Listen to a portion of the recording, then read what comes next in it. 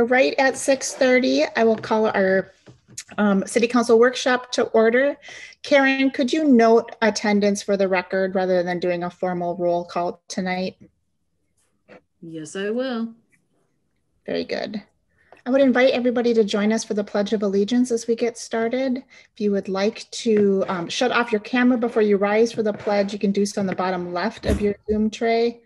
And could we have somebody, there we go, Dan, present the flag. I pledge allegiance to the flag of the United States of America and to the republic for which it stands, one nation, under God, indivisible, with liberty and justice for all. We are in workshop format this evening. Tonight is a working session of City Council. Thank you all for joining us. We are more informal tonight than we otherwise would be in a formal City Council meeting. We will not be taking any action tonight. The items for discussion this evening are just for that. It is for council education and staff, for opportunity for staff and invited guests to inform council and help us form policy items that will come to council for formal adoption in future meetings. So just a quick note as we are getting started. We do have an open forum on this meeting as we do on all meetings. Karen, do we have anybody in attendance tonight for specifically open forum? And would open that up if there are any. I have not, I didn't receive any emails and I have no one in the chat. So right now, nothing. Excellent. Otherwise, all of our invited guests are for specific agenda topics. Is that correct? Correct. Yes. All right, our first item this evening is the Republic Services reports and presentations. And Bev, I see you here this evening, and I don't know if there's a member of staff that is kicking off tonight's conversation as well. I can do that. I'm trying to send Patrick a Zoom invitation at this very second right now. He missed his link. But Bev is here to give a report from actually 2019 when we started with Republic Services in August of 2019, and then also from 2020.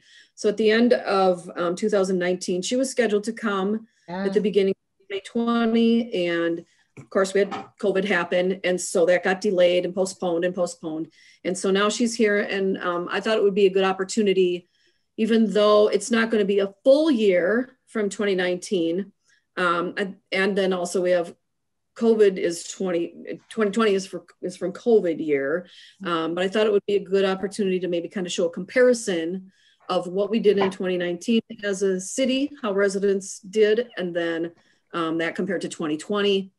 Even though it's not going to be full scope of information based on half a year's worth of data and then COVID 2020's year's worth of data.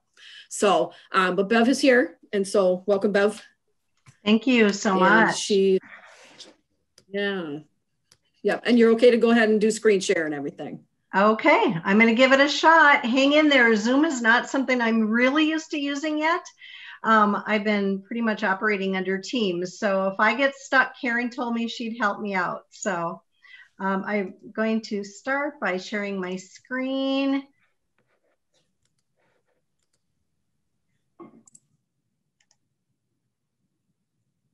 And hope there you go. Are we good? Looks good so far. Yes.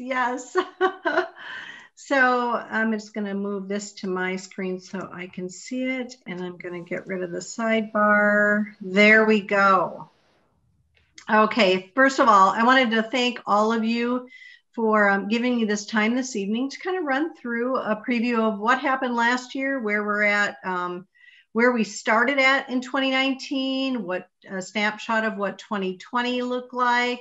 Thanks so much, Karen, for that introduction. In terms of some of the information that I'm sharing this evening is a bit inflated due to COVID-19.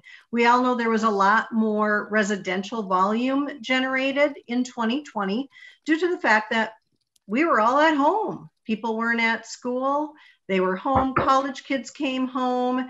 So it will be interesting to see as we move forward what our new normal is going to look like. So with that, I'll just get started here. First of all, I wanted to take a look. I've got just a snapshot here of March 3rd, 2020 to March 9th of 2021 in terms of participation, in terms of households that have enrolled in our municipal programs. And so you can see that we did have an increase year over year. And again, this is a snapshot. It doesn't feel month to month. But I was happy to see that we did have an uptick in participation. I know when we first started the program in 2019, we did have a number of residents that had decided to opt out and self-haul. This is an indication here that I think some of those folks have changed their mind and have decided to participate. It could also be, you know, just movement within the city. Some folks have moved out. And if they weren't participating at that time, the new resident is participating. But it's nice to see an uptick here in all levels. I will point out in all transparency, when I had these numbers pulled, when I looked at recycling year over year here, there are some folks that have trash service, but not recycling service. So I'm sure you all noticed that as well. So there's a small number there that we are looking to audit and find out what's happening. Who's got trash, but not recycling? This could be a data error, or this may be just, you know, just human error. But we will find that out. We'll work with the city. City staff has been wonderful to work with, by the way. And we'll provide some feedback on that, what we find in our audit and addresses. And then we'll have a plan to contact those residents and encourage them to participate. So more to come on that. It is a very small population there, so I'm really grateful for that.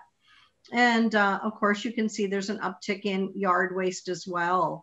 And we're coming up on yard waste season soon, so we're super excited. There's also an audit that I plan on doing on yard waste. I show here that the number of households with 3 carts, we've got a number of those, but I know that we have some households beyond 3 carts. I had a woman contact me, oh gosh, probably late 2019, requesting 6 carts. So I know there are a couple out there. This would be folks who live on the lake and have a lot more lake weed that they were saying that they fill up their carts pretty quickly with. So, and I think it's just something about a point or something. There's a point on the lake that tends to get more weed. So anyway, more to come on that, but this gives you a really great idea of how many folks we have participating in the municipal program. And it was nice to see an increase there, especially in recycling with multiple carts. You know, we encourage people to recycle all the material that they possibly can. And as you can see, people are becoming more and more engaged here in Forest Lake. I'm very excited about that. And a lot of kudos goes to staff and the interns that put together a beautiful, really great video. If you haven't seen it yet on the city's website, I would encourage you to do so. It's fantastic, and they sent out really great educational materials as well. I work with Jamie and her team, and I'm very enthusiastic about these numbers for the multiple carts, so great job. We have a lot of HOAs in Forest Lake. A lot really hasn't changed there since we began the program. They were given the option to either participate in the city program or to continue to contract out with a contractor of their choice, a vendor of their choice. And so I have a list here of those who have opted into the program, the HOAs. As you can see, we have a number of them. They've been great to work with. And then we've got some that have opted out. And so I have a list of those as well. And so it is good to see. It's a nice record to have for now. As this changes, if it does change at all, I certainly will update the city. here's the real good stuff here. Here's the year-over-year tonnages that Karen referred to. You can see in 2019, we started the program in August. So we don't have a lot of year-over-year comparisons, but when you take a look at, first of all, the trash, you can see definitely there's an uptick in the volumes. Granted, we have more participants now. We have more folks enrolled in the program. But at the same time, COVID, we did see a true increase. Some areas, as much as 30% more waste generated from being at home. That was waste that ordinarily would be discarded at their workplace or at a school or a university. So we have seen some increase there. Recycling looks really great as well. Lots of great tonnage there. That really great tonnage and some nice increases there. So I was very pleased with that. There was a bit of an anomaly, and I'm not sure why. In October, you can see that in 2019, we had, in recycling, we had 125 tons versus in 2020, 110. And I tried to dig into that data to see exactly what caused that, and I honestly don't know. So it certainly rebounds after that. So again, really nice job with recycling, but there was a bit of an anomaly that month. Yard waste continues to be very strong in Forest Lake. You can see we've had some increases. We're looking forward to the yard waste season here this year. A little disappointed with the snow we just got, but I think this is it. When I look through the window, I think, okay, this is our last hurrah here of the snow. So we're getting very excited about the middle of the month, starting our yard waste season again, as I'm sure the residents are. So some very nice tonnages. You can see here the average set out for weights for recycling is a little over 18 pounds. That's very healthy as compared to other cities. So we've got a lot of great tonnage there. Trash is 37 and yard waste 37. So again, very healthy weights when I compare those to other cities. And I couldn't be more thrilled with the participation and some of the enthusiasm I'm seeing now in Forest Lake for recycling. Say, Bev, is it possible the recycling numbers were flipped in September, October 2020? You know, I'm not sure. I think what it might be is just maybe some routing data. It could be flipped. Again, I'll have to take a look. Okay. When I look through this, I really wasn't sure what happened there. So I just wanted to report what I had. It's either it's flipped or possibly there's maybe a truck number or a route number missing from those 2 months. I don't know what that reason is, but I appreciate that suggestion in terms of further investigation. Yeah, you'd be very similar to 2019 if you just, flipped those numbers in 2020. So, that's very true. Yeah, great observation.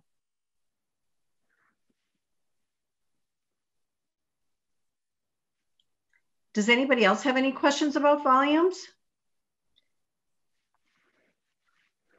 Okay. How do we compare? So if you're looking at, recycling set out rates and trash set out rates, you mentioned that you're pleased that we see those ratios as opposed to other communities. If we were to benchmark that against other communities or try to set some goals, what would that look like for you? Are we right in the midst of peer communities, or are we lagging? Are we ahead? So just some more context there would be helpful. I would say that based on some of the cities that I do oversee, I would say this is kind of pretty much average to a little bit over average. I think it would be best to try to gain some of that information from the county. The county collects all of this from the cities within the county. So I think that's where we should benchmark. Yeah. For me, I don't manage city contracts. Your contract is the only one that I manage in this county. And so that, I think that would be the best source we could get our hands on to benchmark. Agree. That's good advice. Thank you. Mm-hmm. Any other questions? Okay, and granted, I can come back and revisit any of these slides if need be. This is something that's near and dear to my heart, is our composition analysis studies that we do. In March, we did a comp analysis, just to back up, to let you, just to kind of give you a little bit of history on what this is we will take a load. Generally, it's about 250 to 350 pounds. And we will take it to our MRF and sort it, because we want to see what kind of material are the residents in Forest Lake, what is their composition? What is in that bin? And then we put together this report. So in March, we did a comp analysis. We took 378 pounds of material to our MRF, sorted it, and then weighed it to see what does this look like. When we reported it back to city staff, we were kind of surprised that the contamination rate was only 9%. But we took it back to the city, and city said, yeah, we're a little bit surprised with that as well. So I went back to operations and said, exactly what areas did you, and I think actually Dan helped me with this piece, what areas did we take our comp analysis from? And so I found out, ran that past Dan, and Dan said, you know what? That's a newer segment of our city. And so when we looked at the demographics, we thought that isn't really representative of the entire city. So what we did is we said, these are great numbers. We're very proud of this community. But in September, what we did is we were very mindful to go to route this comp analysis truck, we'll call it, and to route it so that it visited several different areas of the city. And so again, a better mix, a better representation. So then we did this sort. And as you can see, a lot of these are fairly similar in terms of what are we finding in the cart. They're not too far off. But the piece here for the residual garbage, this is actually trash that's thrown in the recycling, was substantially higher. And so I think this is better representative of where we're really at as of last September. And so we will do more comp analysis here in 2021. Our MRF went through a retrofit, and so they're just getting on their feet again in terms of all of their volumes. So they should be able to start doing comp analysis for the hauling division again soon. So as I get these, I will pass this on to staff. I will say, I would guess that residual will decrease as a result of the great education that was done here, especially this summer. With Jamie and the interns, they've done just a fabulous job of educating our public, all of our residents here. So I'm very optimistic at what we'll see here in 2021. But even at 18%, I will tell you, to benchmark that across the cities that I manage, the highest I've seen is 19%, and the lowest I've seen is 4%. I would say the majority are kind of at my average for residual is at 11%. Okay. And then resources. Again, you have a number of great educational resources right on the city website right now. We sent out educational calendars to the residents. We have recyclingsimplified.com. These are all downloadable. They can be edited if you need something edited there, because they're created for national purposes. We recycle glass here where most of the nation doesn't. So if you see something there that you really want to put out in the community or have it in any event, give me enough notice and I'll have it edited for you. And then also Forest Lake at republicservices.com. That is up to date. Great information there for your residents. And And then also republicservices.com/Forest Lake. This is our Republic Services site. It's not the microsite like, I previously mentioned. And if you go there, people can see, what is my recycling day? I'm not sure. They can get some basics there. And I'll probably this year build that out to be a little bit more robust as well. So that's what I have for now. So some really great stats, and I see us moving in the right direction. Thank you, Bev. Council, what question? Councilmember Bystrom, go ahead. Bev, could you just back up one slide? Yep. I have a question. Yep, the recycling composition analysis. We heard a lot, when we were looking for a new contractor about contamination of entire loads with, certain percentages of that residual garbage. What is there a threshold for that? When you reach a certain percentage point, does it prevent you from being able to recycle the recyclable items? No, actually, I think what you're referring to, Kathy, is the MRF average. Okay. We as a MRF, we cannot operate as a MRF if we go over a threshold of 15%. We are under that. And so at this time, there's certainly no threat of our MRF not being granted its certification as a MRF or licensure. I'm not sure what the technical term is for that, but we are under 15%.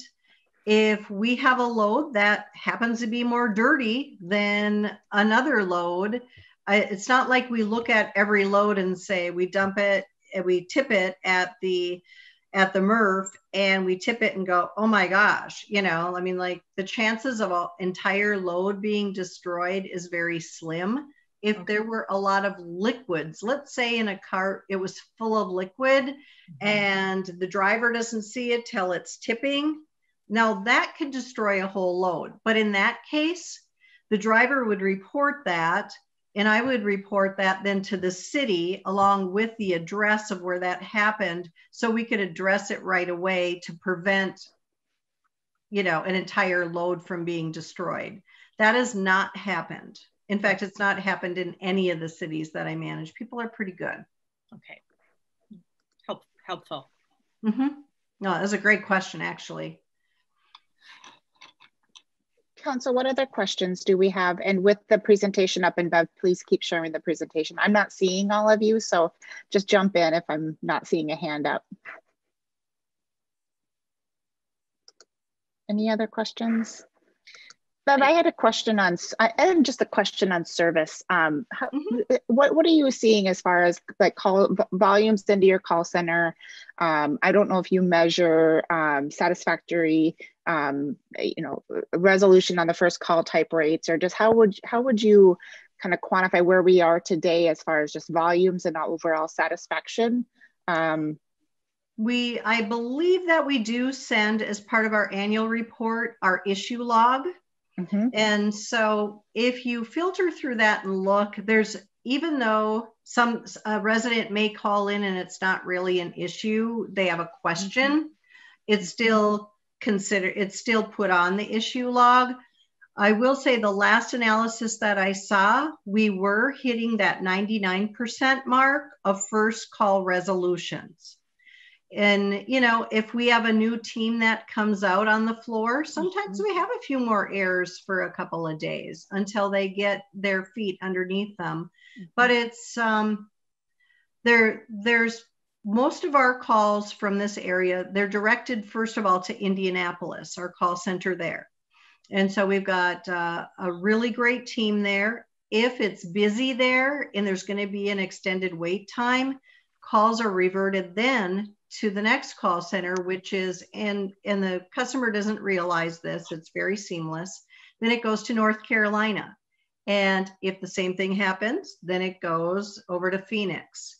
I will say we did have a day there where Texas got hit by a lot of storm. There were a couple of days there where the wait time was a little more, was obviously longer than what generally people get through within about 30 seconds. We only hear about when things go wrong. We don't get to hear about everything that goes right.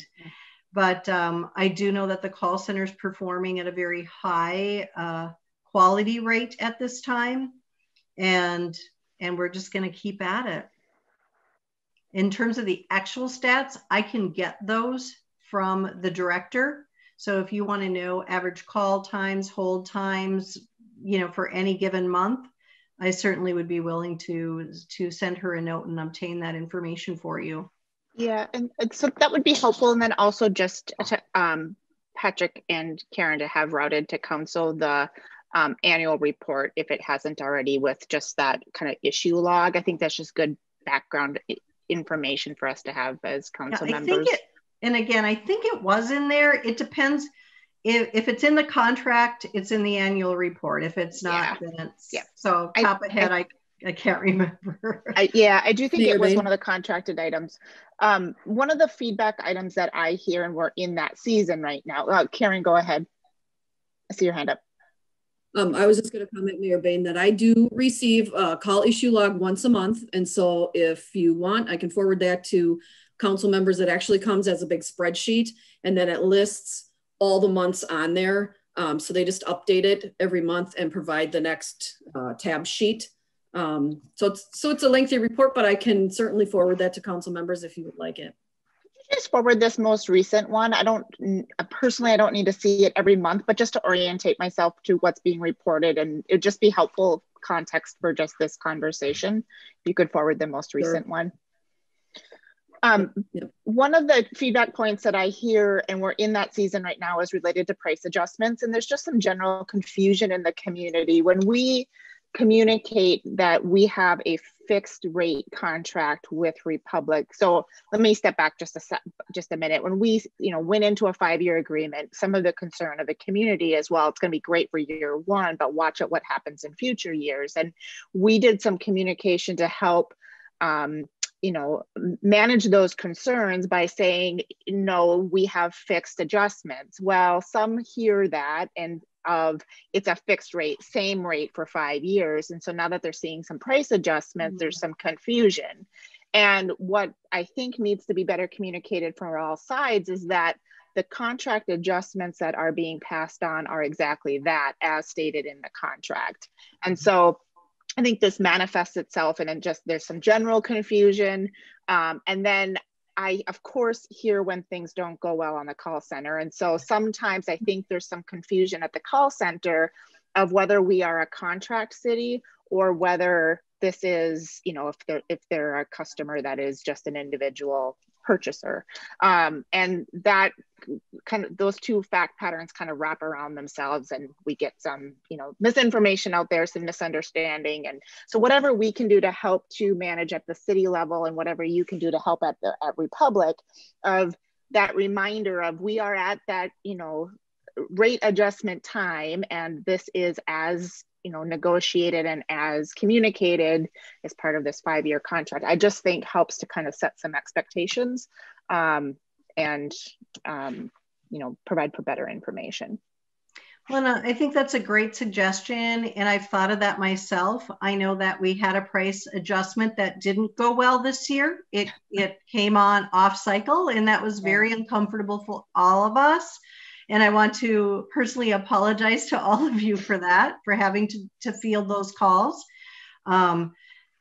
There is a safety net in place for for this next cycle. And I've worked with the business finance manager on that. I will say it was a human error. Okay. Well, we appreciate that transparency. And so that actually is one of my questions. I dissected that. Okay. Yep, I dissected it. It was a human error based on a misunderstanding of the system and what gets held, what gets attached. Right. So that has been cleared up, and I will be meeting in September with our business manager. And what we're going to do is we've got this aligned so that it will fall in cycle, not outside a cycle.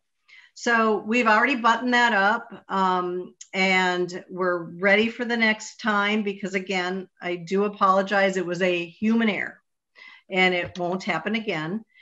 And then also I had some other ideas too. I thought that since we are billing directly the residents, it wouldn't hurt the cycle prior to the price adjustment to put a notification on the invoice saying, next, the invoice will indicate, you know, the annual price adjustment.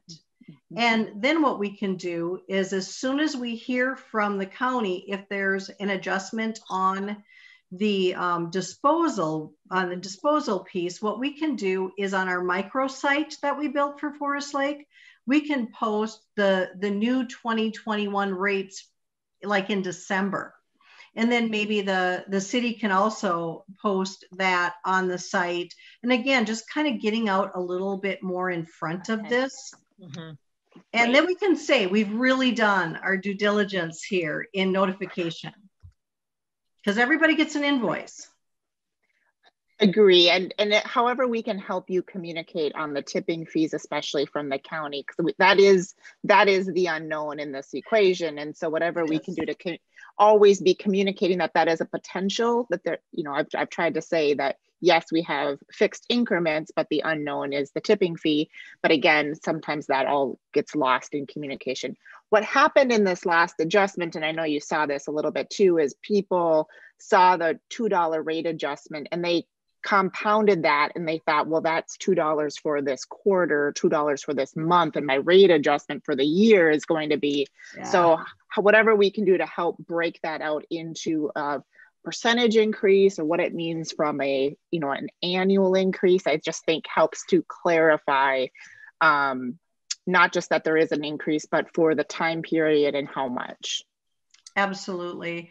And as soon as we have the data in terms of what that tipping increase will be, if there's one with the county, I can work on that verbiage, work with staff, and then staff can share that with you so that we're all in agreement that this makes best sense. We believe our residents, this is clear for them.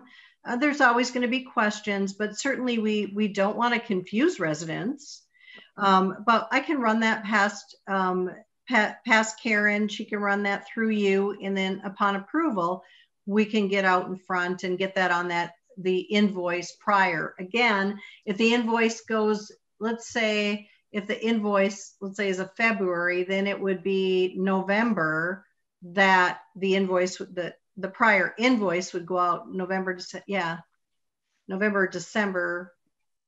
And so we would have to make sure that we have the county information. Otherwise, we can only place, you know, we can only state that there's going to be an increase and keep it generic and ask them to, we could list the sites, the city website and the microsite that we maintain. Right. So there's some options there to get the communication out either way. Sometimes the county's really great at letting us know in advance, well in advance. Sometimes we kind of wait a little bit and get a little nervous. Understood. And then also just kudos for keeping the Forest Lake specific service desk. I know when we've had some more complicated questions, if we were able to get them out of the call center queue and into the hands of that Forest Lake specific service desk, that has helped speed up resolution. So kudos for keeping that open. Thank you.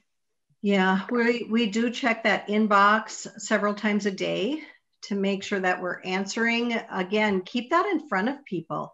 In today's world, they don't always want to talk to people. They would prefer to email. And they can get a very fast response from our local team if they send an email. Phone, you know, it's just, we would just assume they come that through, they get to us through that means. Yeah, I tend to agree with Mayor Bain too, in terms of communication. I think more is better here.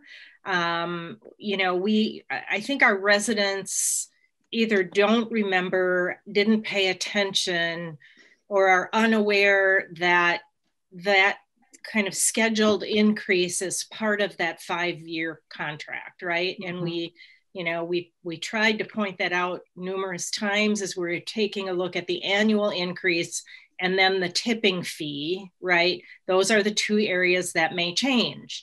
And I'm not sure that we're doing a real good job reminding folks that that's what they're going to see, you know, in that next calendar year. So I think in addition to, you know, the invoice, potentially, you know, Karen, maybe we can do some, you know, some communication with, you know, through the city newsletter, or, you know, maybe even social media.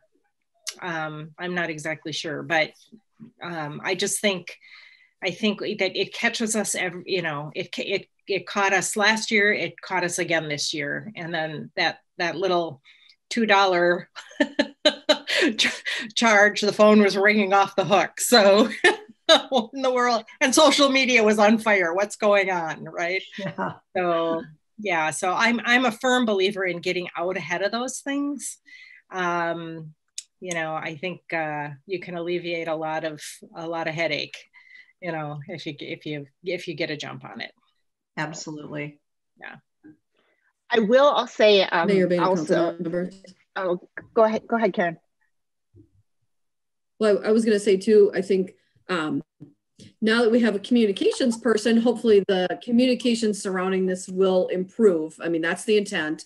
And the other thing I think is important for residents to know is that some of that billing is not within the control of the city or Republic Services. It is the county that sets those fees. And I think there's a lot of misunderstanding about that all of the fees are set by Republic, and they're not. So that's a message that needs to be communicated as well.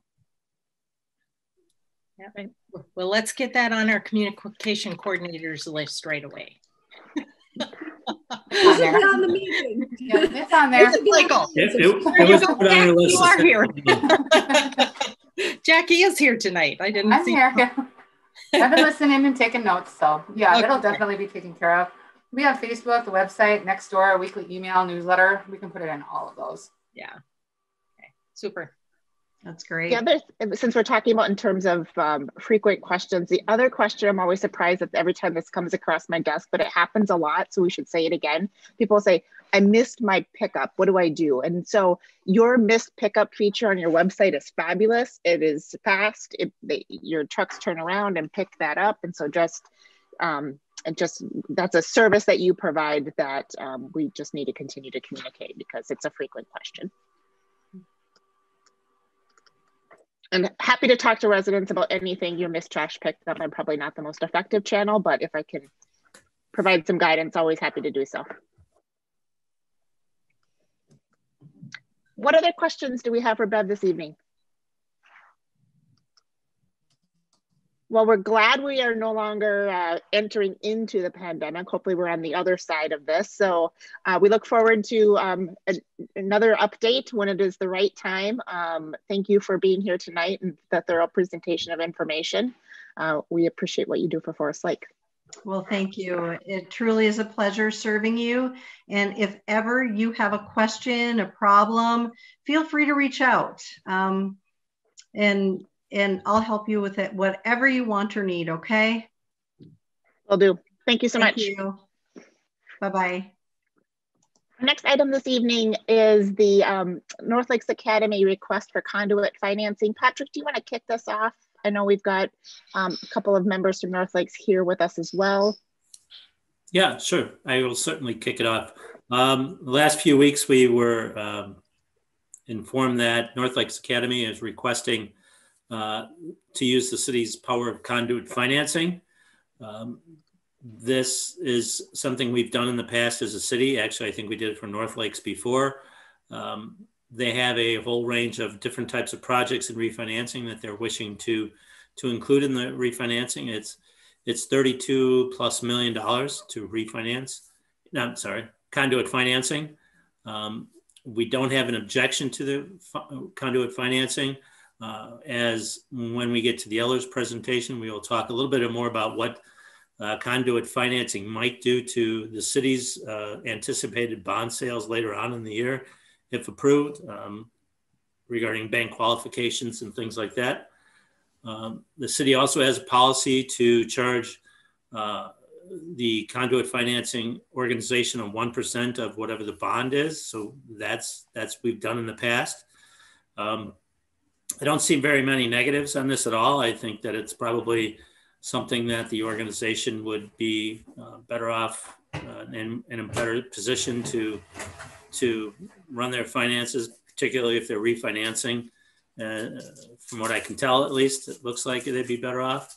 So I will leave it to Cam and to Koa to talk about what their project is, why they're having it, and explain to the council what they're doing. Yeah, welcome. We're glad you're here. Oh, excuse me. Yeah. Good evening, everyone. Thank you for giving us the opportunity to come before you. I'm the executive director of North Lakes Academy and a former Forest Lake Senior High graduate in class of '96. And we are absolutely seeking some conduit financing from Forest Lake to do a couple things for North Lakes Academy. And what I'd really like to do to give you the information the best way possible is I will defer to our project manager, Ku Vang of KB Vang.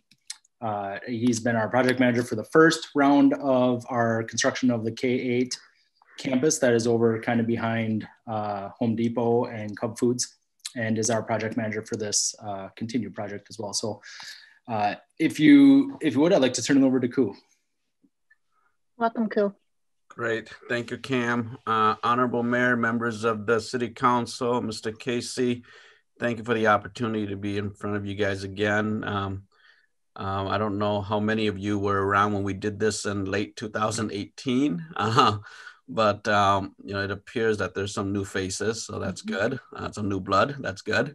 But we are back in front of you. If you recall, in 2018, we came in front of you for conduit financing for the middle school, which is a little bit north of the Home Depot there. And at that time, there was a series of unfortunate events at that time where the market changed quite drastically before we went to market, with the consolidation of some high yield investment houses and some election issues and stuff of that nature, which changed the markets a little bit. So we had a little bit harder time selling those conduit bonds at that time, which forces us to go into a single source investor, and those rates came in a little bit higher than what we anticipated, like about 7.25 at that time.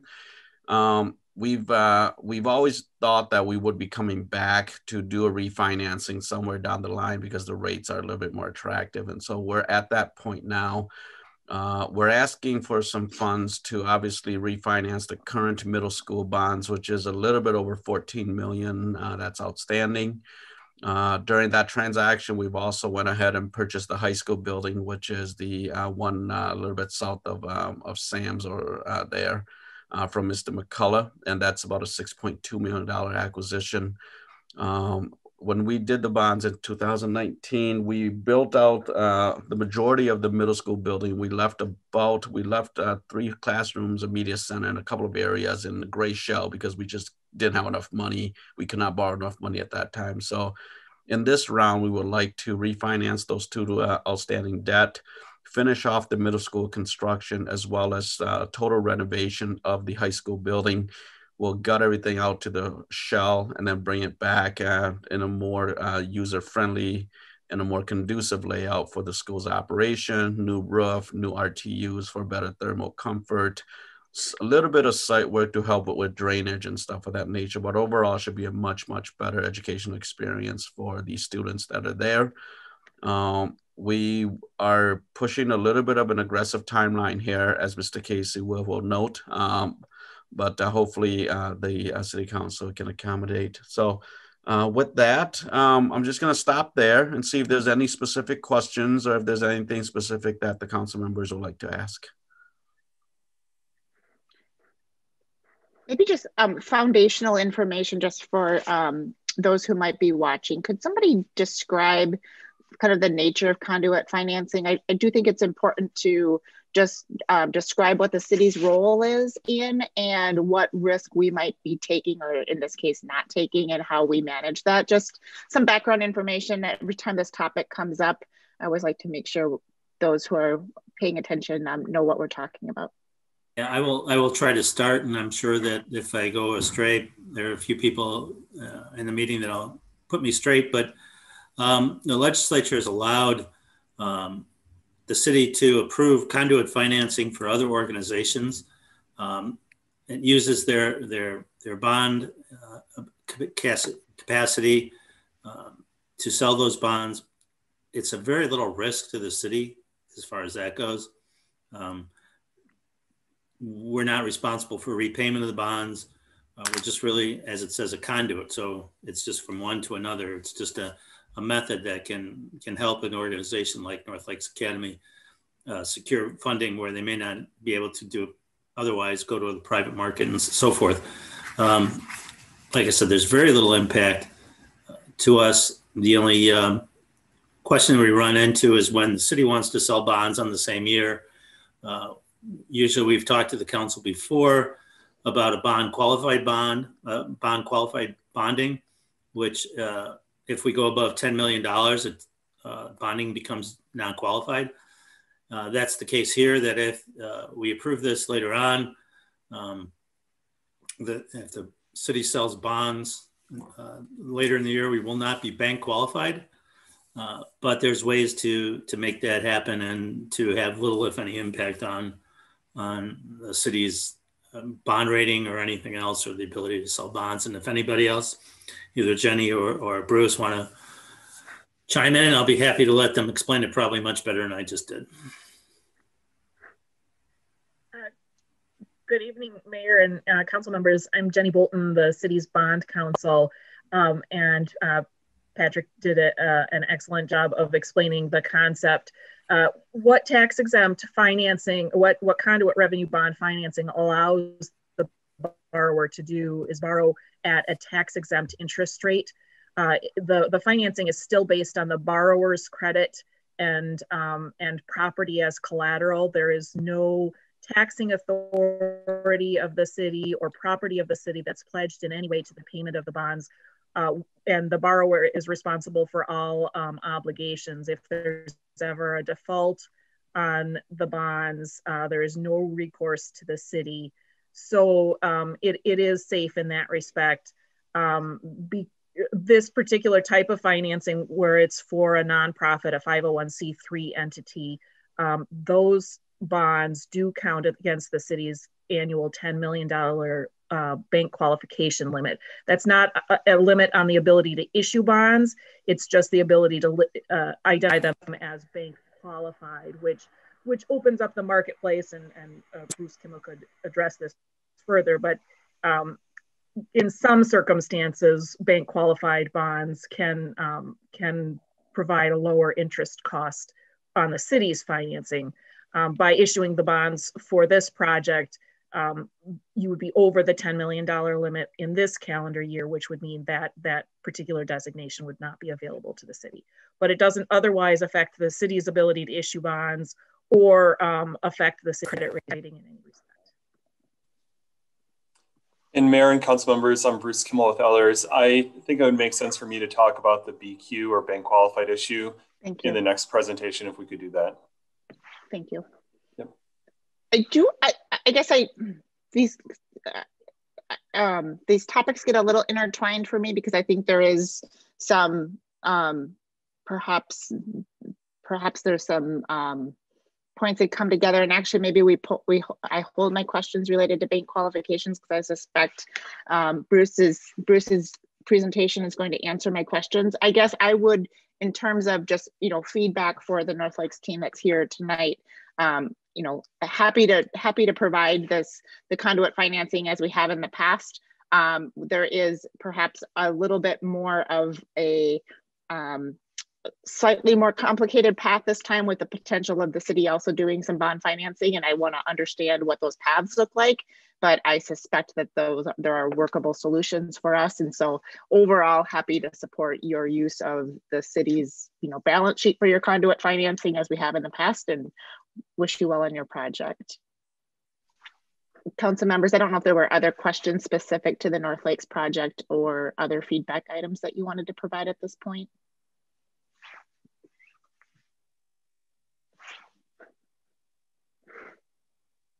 Council, anything for North Lakes? Not seeing anything. Help on, and I know you mentioned, Ku, that you had a very tight timeline that was expected. Can you just revise or just review for us that timeline that you're looking for? Honorable Mayor, members of the City Council, as you know, doing renovations of a whole building during the school year is difficult. And if there's one thing that COVID has been helpful for school construction is that the distance learning has helped us with construction. However, with the anticipation of everybody going back to school, we are hoping to start construction as soon as we close, which we think will be mid-May or so of this year yet. And to be completed with that whole renovation, which is about a 54,000 square foot renovation before the start of school year in the fall, and that's coming fall.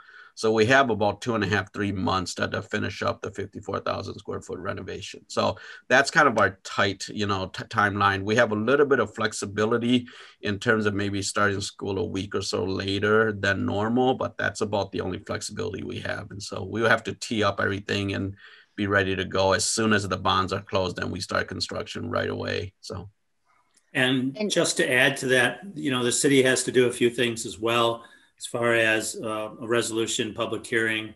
The council has to approve that. So, we will try to expedite that if there's no objection, and do that as soon as possible, depending how fast Jenny can get her paperwork together and the North Lakes Academy can get their paperwork together, and we can look at it and proceed, depending also on what the next presentation is with Ellers. I don't see a big stumbling block here, but there's a lot of just paperwork and things we need to get through, and the city side will try to get that, if there's no objection, as fast as we can. That was my question, is just making sure that there's enough timeline to keep these moving. But it sounds like expedited is good in this circumstance, and sounds like you're working together on making that happen. So whatever we can do as council to support that. I know there's some, some work that has to be done ahead of time, and then a public hearing that has to be noticed. So keep us posted. We'll be certain to. Well, thank you for being here tonight. I appreciate you being here in person, and opportunity to learn more about the project. Is there a parallel path going for through Planning Commission? I have not. Is that already well underway? Honorable Mayor, members of the City Council, yeah, we submitted the, it'll be a CUP adjustment or amendment, and that was submitted to Planner Donovan Hart, I think late last week already. And then the bond application was submitted earlier today. And so those formal applications are on track right now. So they've been both submitted. So. Okay. Thank you for that. All right. Thank you again for being here this evening. Great. Thank you, everyone. You're all welcome at North Lakes to come tour if you haven't had the opportunity to do yet. We'd love to have you. We would love to do that. Thank you. Thank you. All right, with that, we will transition to our next agenda item this evening, which is our 10-year financial management plan. Patrick, I'll let you kick off our conversation this evening. Sure. Once again, we're going to let Ellers walk you through the 10-year financial plan. Please be aware this is probably not the last session we'll have in the 10-year plan. We still have a lot of issues to work through. This one focuses more on these next 2 years of what the financial plan is and what we think we should be doing. As I've said to the council in previous meetings, the interest rates for bonding are very attractive, and we should be taking a very close look at taking advantage of that to accelerate some of our infrastructures. As you all know, the strategic plan had a large, with the 10-year plan, but also had an infrastructure component to it. That's what we're going to try to address. With that, Ellers will walk you through some of the scenarios that we've come up with that include, continuing with our street renovations, possible money for parks, and money for capital equipment replacement and shuffling dollars around there. But it really is, we're really talking about hopefully this year selling another set of bonds, what that may do, how that may function, and what that does to the long-term plan. But I think the council really has to be aware of that interest rates are starting to go up just a bit, probably depending on the economy, depending on who knows what happens with the recoveries, may continue to go up, but we're still in a good period of time where we should take a real hard look at continue to bond for some of our needs. So with that, we have Bruce Kimmel here from Ellers, and I will turn it over to Bruce, and hopefully he will go through all this, and there'll be questions on either Bruce or myself or Sandy later on. Please feel free to chime in or stop us at any time. Great. Thank you. Thanks, Patrick, and thank you, Mayor and Council members. Again, I'm Bruce Kimmel with Ellers, your municipal advisor, and here with another iteration of the financial management plan. And Patrick, I hope you were sounding excited when you said it's not the last time, right? It's an ongoing discussion, but we are here to share some new information with you and see what questions you have, and then to get your input, as Patrick alluded to, on this year's financing and what that might look like. I'm going to share my screen here. And looks like that worked. Can everyone see my PowerPoint? Yeah. Okay, great. So I know that there's a couple of new people to this conversation. So what we wanted to start with was just a refresher on what the financial management plan, or FMP, is meant to do.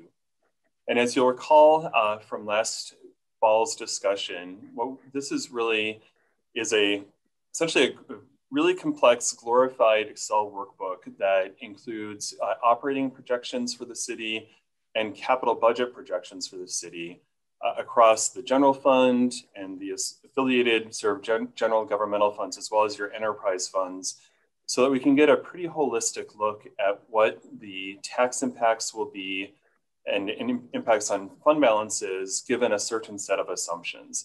And so there's many, many inputs that we can put in, ranging everything from property value inflation to the cost and timing of new projects, to the cost of adding new staff or other operating expenses. And then we can basically solve for what property taxes and utility revenues will need to be to make sure everything balances within reason and that the plan is viable. So as this slide shows, some of the key variables are your CIP, the operating revenues and expenses, tax-based growth, and existing and future debt. And we also, again, include all of your major utility funds. Some of the key assumptions in the general fund budget, we're taking a pretty conservative approach in assuming flat intergovernmental revenues, federal and state, as well as franchise fees. We do not incorporate any of the CARES Act money that the city received and has the benefit of in 2020, nor are we accounting for any of the potential benefit of the American Recovery Act, or whatever the acronym is for the legislation that President Biden just signed last week. We do assume modest property tax-based growth, 1% growth on existing tax base, as well as an additional 1% annually from new housing development. We don't assume any new tax capacity from new commercial, given the fact that it's a little bit harder to predict, but we know that the city is growing with commercial uses and will continue to do that. So that's another area in which we're a little bit conservative in our estimates. And we do factor in some expiring TIF districts. You'll be gaining new general tax capacity in 2023 and 2027, respectively. So again, on franchise fees, we're holding that flat at the current $770,000 and showing that going directly to fund street projects on an annual basis. We're holding state and federal aid flat at roughly the current $1.2 million annually. Park dedication fees, we're assuming a total of $2 million allocated to the $4.5 million park CIP over the next 10 years, and then showing projects financed as needed with bonds. One thing that we've done in this iteration of the FMP that's a little bit different is last fall, we did not have as robust of a prospective list for the parks CIP. And you may know that parks improvements are relatively hard to fund with bonds under state law. There's ways to get it done, but it's more convoluted and complex than your ability to fund other types of acquisitions and projects with general obligation bonds. So one thing we've done is we've taken some of your capital equipment that's been projected as needed over the next 10 years, and we're assuming that you'll finance that capital equipment, which then frees up cash in the city budget to use for parks projects. Of course, this is all just a projection. It's not a budget. We're not presuming that these will be the choices that you'll actually make as the council decision makers. But we wanted to flag that we've moved some funding around given the particulars of what you're able to do and how easily or not under Minnesota state law. So this is part of that park CIP. And again, we've assumed based on city staff input some years, but again, these are really just placeholders. It'll be up to you based on staff recommendations and other practical elements to decide exactly when these projects get done. But you can see in today's dollars, the estimated costs, and then again, the estimated schedule with several projects happening in 2022 potentially. So again, we're looking to use freed up city cash to fund these projects. And we can certainly come back to this slide as you'd like. So then capital equipment replacement, this is what we're assuming would now be debt financed, most likely over up to a 10-year term, but it could be shorter than that. We wouldn't look to have it amortized over any more than 10 years. These squad cars, you can see some fire department vehicles, street department vehicles, and other parks maintenance items as well. So I should note also, we're estimating about $1.8 million in financing as part of a 2021 financing for equipment. And one thing to note is that under state law, you are also able to join up different financings for different purposes and with different amortization terms in one bond issue. So as I pointed out, most of this equipment might be amortized over 5 to 10 years. And we can actually divide up these equipment financings over different terms even among this one list.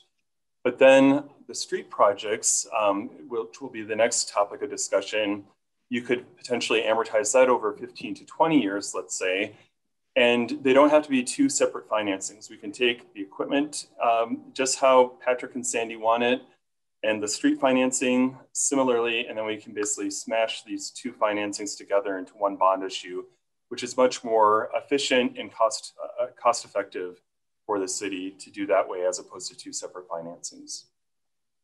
So now on to the streets question that Patrick alluded to.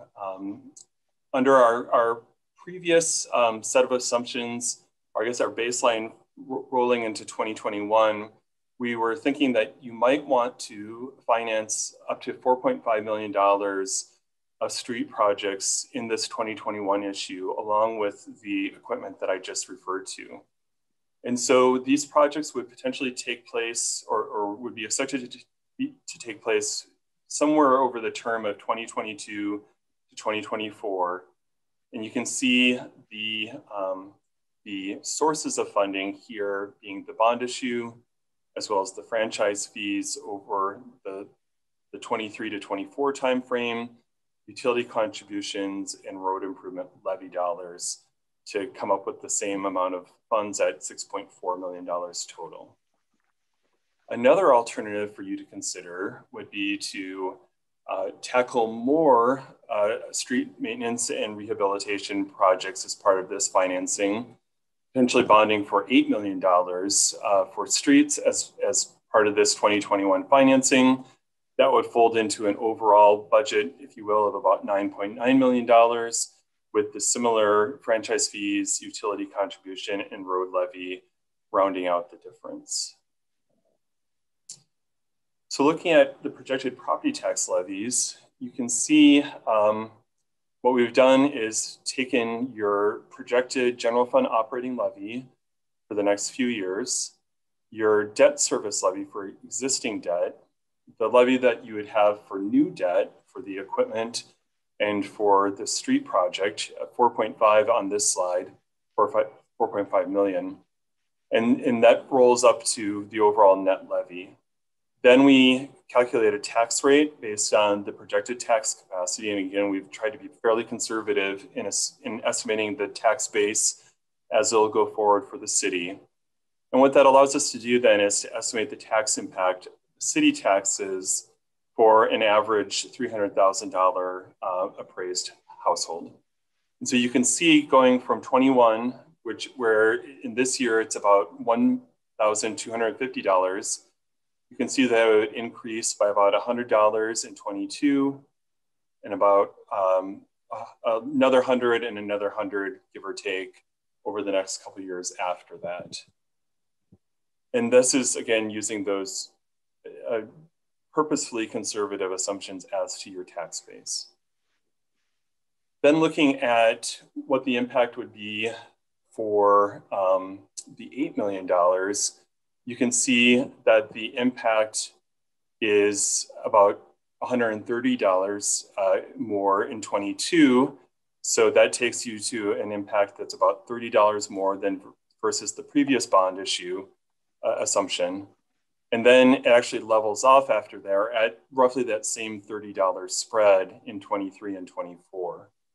So if you look here on this graph, there's not a whole lot of room between these two lines, Mayor and council members, but you can see how if you project out over roughly the next 10 years, the difference between doing a $4.5 million financing for streets this year versus an $8 million financing for streets, you open up this $30 difference in 22, and then it stays that same difference in the next several years, keeping all other estimates and assumptions the same. Obviously, if your tax base grows more than what we've estimated, these lines will come down in pitch, or if you have other cost savings given or as compared to what we've assumed in other parts of the FMP, that those lines would come down as well. I want to touch on a couple of related topics. You did implement utility rate increases for 21, which was right in line with what we had recommended as part of last year's FMP process. And you're in really good shape on all of those funds right now as a result of that. We're going to be digging into the projects that are slated for 2022 in your water and sewer funds. We'll be talking with Ryan and Patrick and Sandy and Dave about all of those and really looking at the projected revenues and the projected rate increases and make sure that we're still on track from year to year to year as it relates to your utility rates and the revenues that will be needed to make everything balance. We're also monitoring the city's refunding opportunities. You'll recall that last year we were able to fold in a refinancing of some existing debt for quite a bit of refunding savings for the city's benefit, and we're looking to do the same, most likely in the fall of next year. It's possible that Congress will reinstate the ability to do tax-exempt advance refundings, but right now you don't have that ability. And so until then, we're basically assuming that we would wait to do tax-exempt, what's called a current refunding in the fall of 22 for the bonds that are callable in February of 23. And we think that that should be a nice opportunity to reduce the tax levy that is associated with your tax abatement bonds that the city issued to fund your contribution towards the YMCA project. Then also the North Lake Academy conduit financing request. As was discussed by Jenny Bolton and Patrick, there's absolutely no impact on the city's legal or practical ability to issue your quote city bonds for city purposes. The rating agencies understand very clearly that conduit bonds have no standing or security on the city's finances or your ability to issue debt for your own purposes. And so we really don't see any problems with going forward with the NLA request from a legal or practical ability to move forward.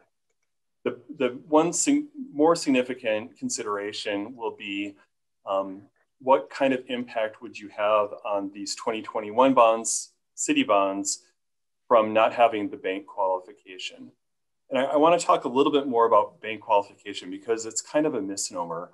A lot of people think that bank qualification is the only way that banks are able to buy municipal bonds. And that's not true at all. A bank can buy a non-BQ bond for their portfolio just as easily as they can buy a BQ bond.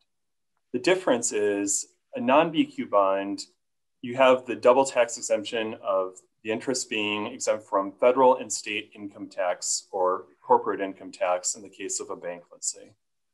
If your bond is BQ, then the bank is not only able to take the tax exemption, state and federal, but they also get an additional tax benefit. They're essentially able to write off the interest that they pay on the deposits that they use to buy the bonds, right? So it's an additional spiff to them. And as a result of that, they're able to offer a slightly lower interest rate. And that's great for you as the issuer. So whenever possible, if it's doable, we always look for opportunities to keep you at or below $10 million in a calendar year, because why not take advantage of that BQ benefit if it works for your project financing needs? And that's why we had been looking at options of issuing 5 or 6 or up to $10 million here in 2021 for different projects. And then we learned that the NLA financing request was certainly going to make the BQ issue irrelevant for 2021. That is, if you go forward with the NLA conduit financing request.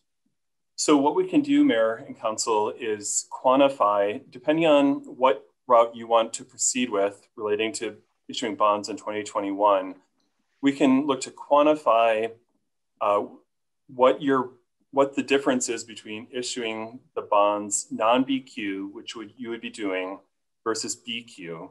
And then we can look to negotiate your final terms and conditions of your agreement with NLA to compensate the city potentially in an upfront payment, most likely, for the loss of that BQ status. I would note that we're probably going to do that in conjunction with looking at the issuance fee and other compensation for city costs involved. We want to make sure that you're held harmless, that all of your costs are fully compensated, and that staff and you on the council are comfortable with whatever the balance is reached. But we are definitely keeping an eye on this and want to make sure that you're clear and comfortable with the agreement that is struck.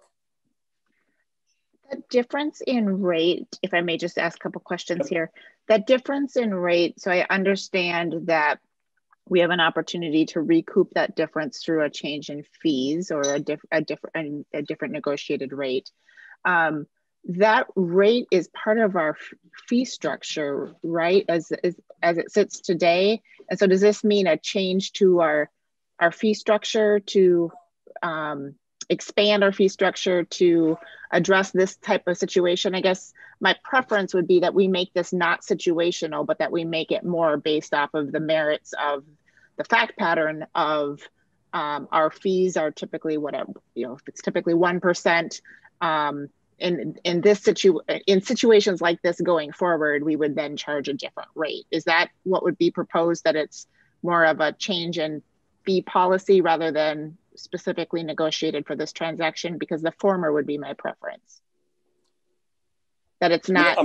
I'm going to let Patrick address this as well, but Mayor, one thing to consider is that the spread between BQ and non-BQ rates changes over time. Right now, the difference is relatively small because rates are so low overall. There's still a difference, and I don't want to belittle that, but the BQ benefit is smaller now than what it was 5 years ago. And so I think you want to, if you want to amend the policy, you could say that you potentially want to be compensated for the loss of BQ in any given year, but that should be, the result of an analysis done by your financial advisor or something to that effect, because it will vary over time.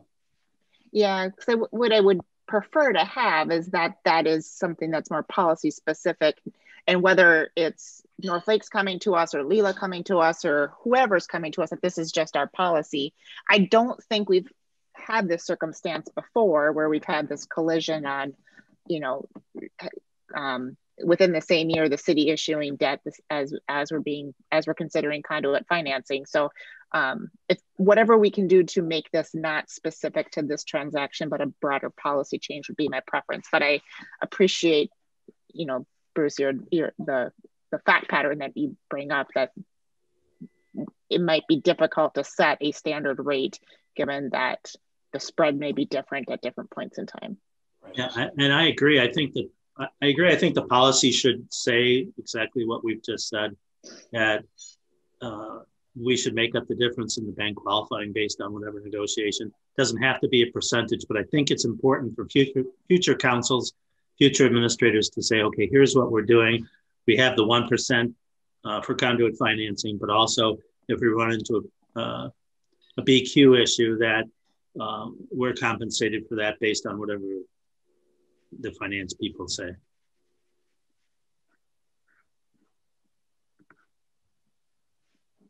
Other questions or comments specific to that point related to the bank qualifying rate and this question of NLA conduit financing?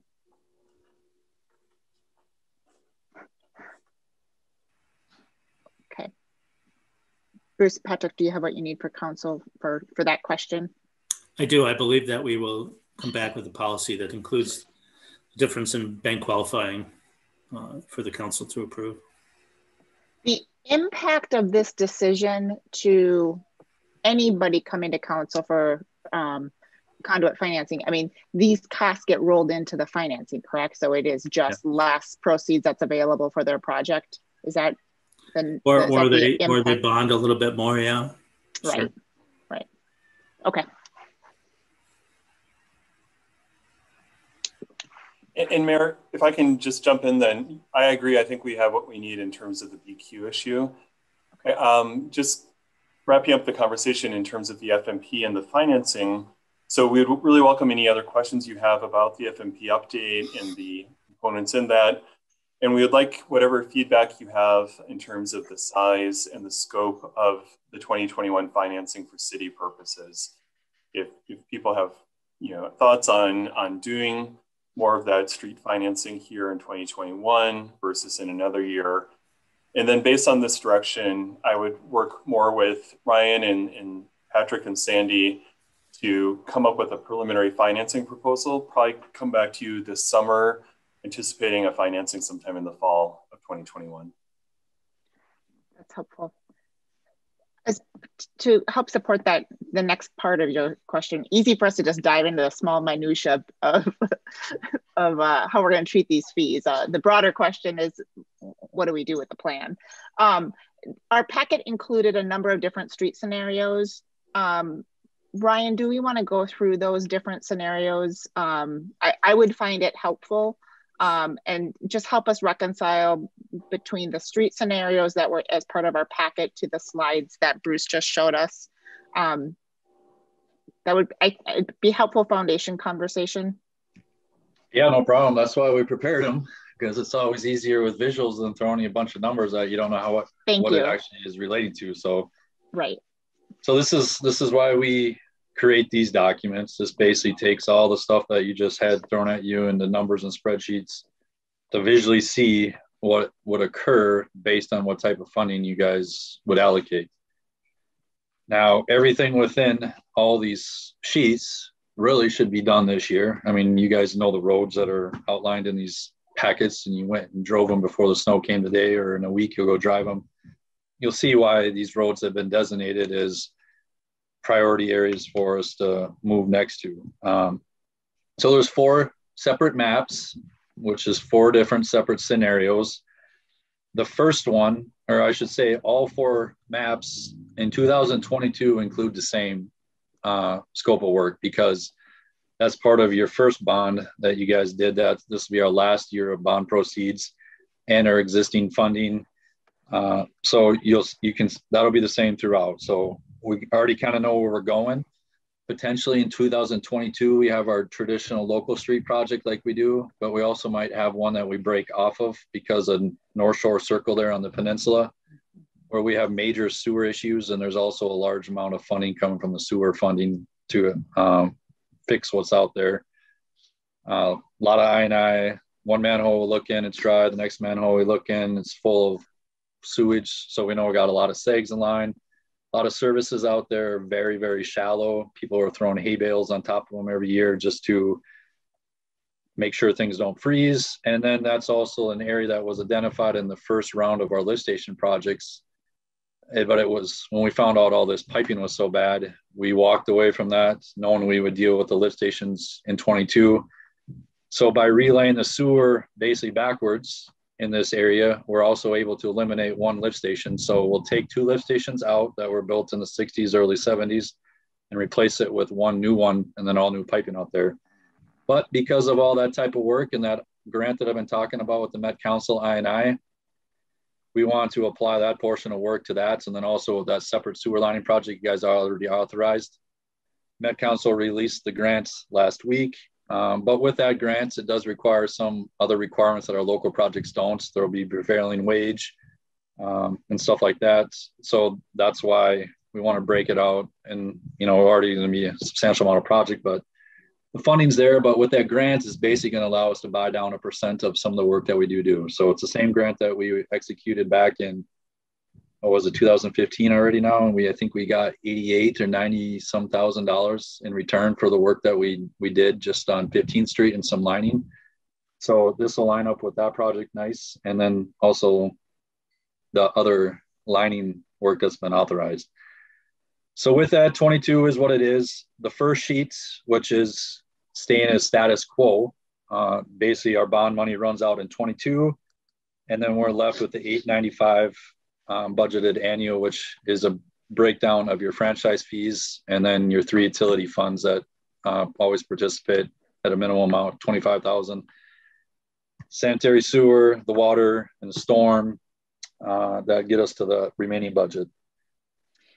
So you can see what we would touch with that, Forest Road. Basically, it's replacing the pavements, no curb and gutter, no full recon out there. And then keeping the road as it is. But, right now we got a parabolic shape to the road because of so much overtime maintenance versus a true crown.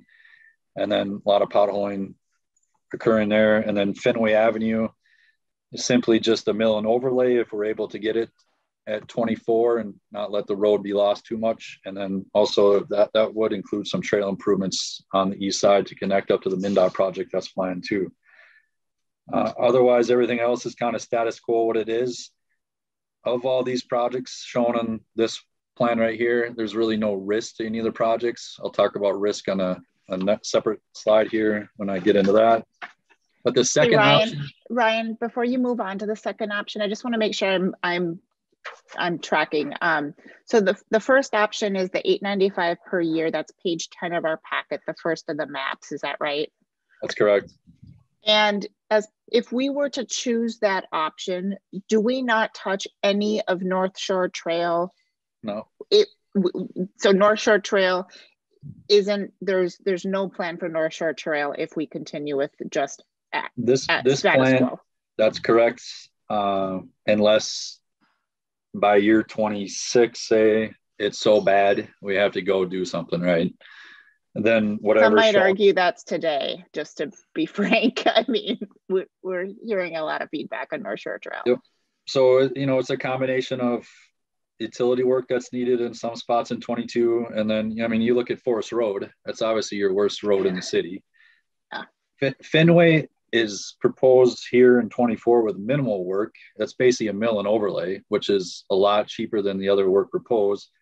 Because if we can get to that early now, instead of letting it go several more years, then we're not having to deal with the full pavement replacement. And that road's going to see so much more traffic compared to what North Shore Trail has. Yep. You know, we have traffic counts to support that, and it's going to see a lot of construction equipment with all the development in the headwaters area over time. So that road's always going to have heavy traffic, heavy busing, construction equipment, and all that too. So, and I understand. I wanted to just confirm that the first option with the $895 per year does not address North Shore Trail at any point. So it doesn't, but it's still one of those situations where we could continue to seek funding through whether it's grants or bonding bill. You know, this was a bonding bill request.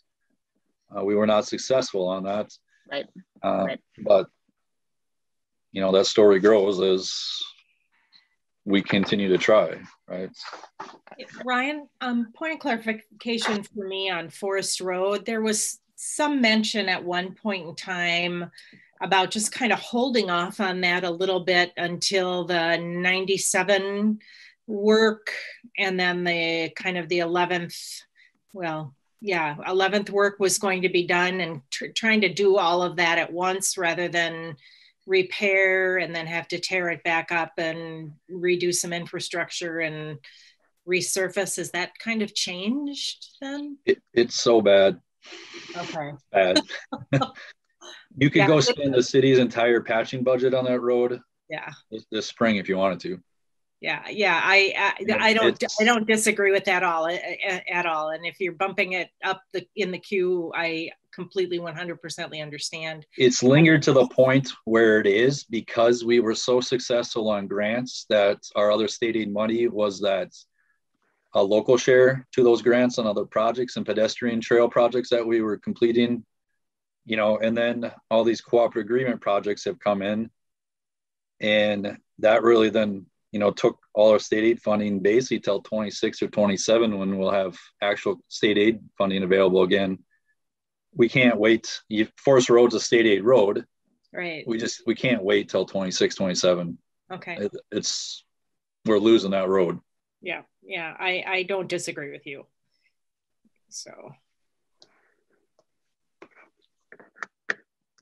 So the next option, it's not in the bonding scenarios. It was something we already had.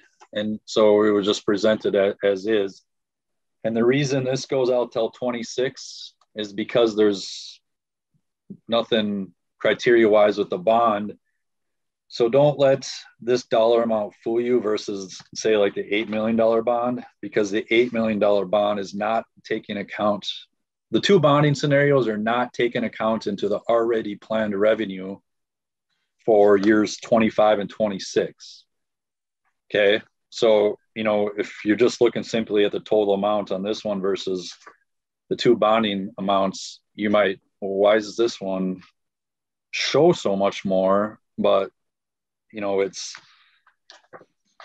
more money than the $8 million bond, because we're not taking account for the fiscal year already planned budgets of 25 and 26.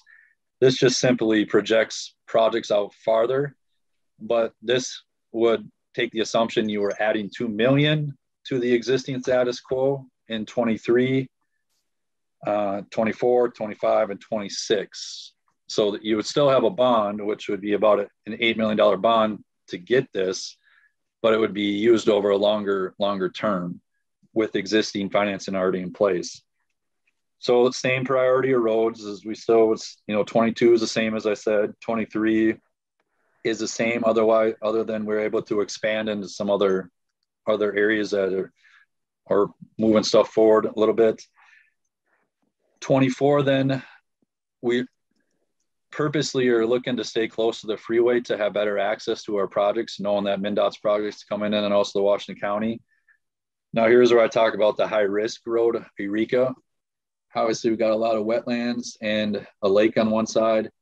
So that's depending on how permitting goes and stuff like that. That's one of those situations where you might slightly be off, high or low on where we're estimated at to do the work. We are currently anticipating that our costs estimated would include 8 to 10 foot trail along that roadway. That'll be obviously a challenge going through the permitting process on what width we can obtain and how we would fit that in there. But that would be a nice link up to what the city of Columbus has just built with the Hornsby relocation there. And then also knowing that the county's coming with the trail along 11th Avenue and how that could be a nice loop then with what MnDOT's building on 97. Then you have the Hardwood Creek Trail. So you got a really nice loop around the lake there. Plus a lot of fishing experiences occurring off of Eureka. And that's very dangerous right now and how close they're actually to the actual roadway. So there's a lot of things in there that we would want to look at. That's just the one project that's going to propose a high risk on budgeting, permitting, and getting to an approved plan on that project. But we're able to do a lot more work. And then years 25 and 26, now we're getting into other neighborhoods that we weren't able to do with the status quo, which also then now does include North Shore Drive. North Shore Drive is in the point of a reconstruction project is planned with these estimates. So that would currently follow your city's current assessment policy. It means we would have to go through the 429 process. I don't foresee getting this many signatures to waive their right to go through that process. So this would be a project that a minimum would be 6 months in scheduling to go through all the proper meetings, presenting the projects at their required stages in that process. And then getting to an approved plan and through the permitting and constructing it. But it would put the road on it's anticipated we'd have some sort of a road diet. The costs accounted for here do plan a trail on one side of the roadway. We don't know what side that would land at. This is one of those types of project that's going to require public engagement because of the impact this one would have, because we would be significantly changing the footprint. But you do remember why this road is so much wider than typical normal city standards is because this is an old county road that was part of the turnback.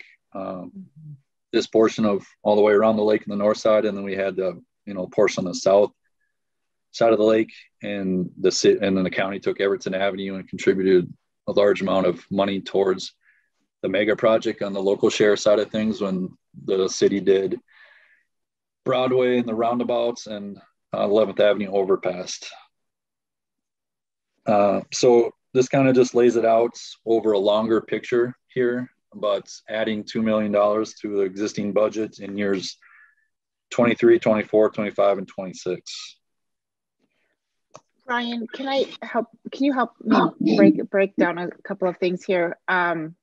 So for this option, talking about North Shore Trail, you're expecting North Shore Trail to be a reconstruct that would have some contributions from adjoining property owners? Is that what I'm hearing? It would have to be a full reconstruct project, knowing the condition of the roadway and just physically changing the characteristics of the road to accommodate the pedestrian facilities and some utility work, and then the permitting requirements to fill in this area, which is Comfort Lake, Forest Lake, which does have the stricter permitting requirements on a reconstruction project. So with that, we would traditionally, what the city has done on residential is per units, that could be determined to maybe it's a lineal foot, a front footage, but we would have to prepare an actual feasibility report that has a preliminary assessment role within it. And so every property owner is going to see what the proposed assessments are, outlining what the proposed improvements are. But before we even get to that point, that's going to take a few public engagement meetings and probably some one-on-one property owner meetings, just kind of like we did in the whole process of 15th Street Southwest. Can you refresh me when we went after the bonding bill for North Shore, was that all of North Shore? Was it the entire stretch from 97? No. Okay.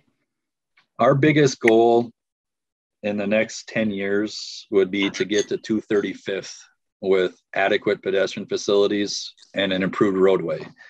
And why that's a key points intersection is because part of your last MUSA or your last comp plan update, you guys significantly expanded the MUSA boundary around 235th.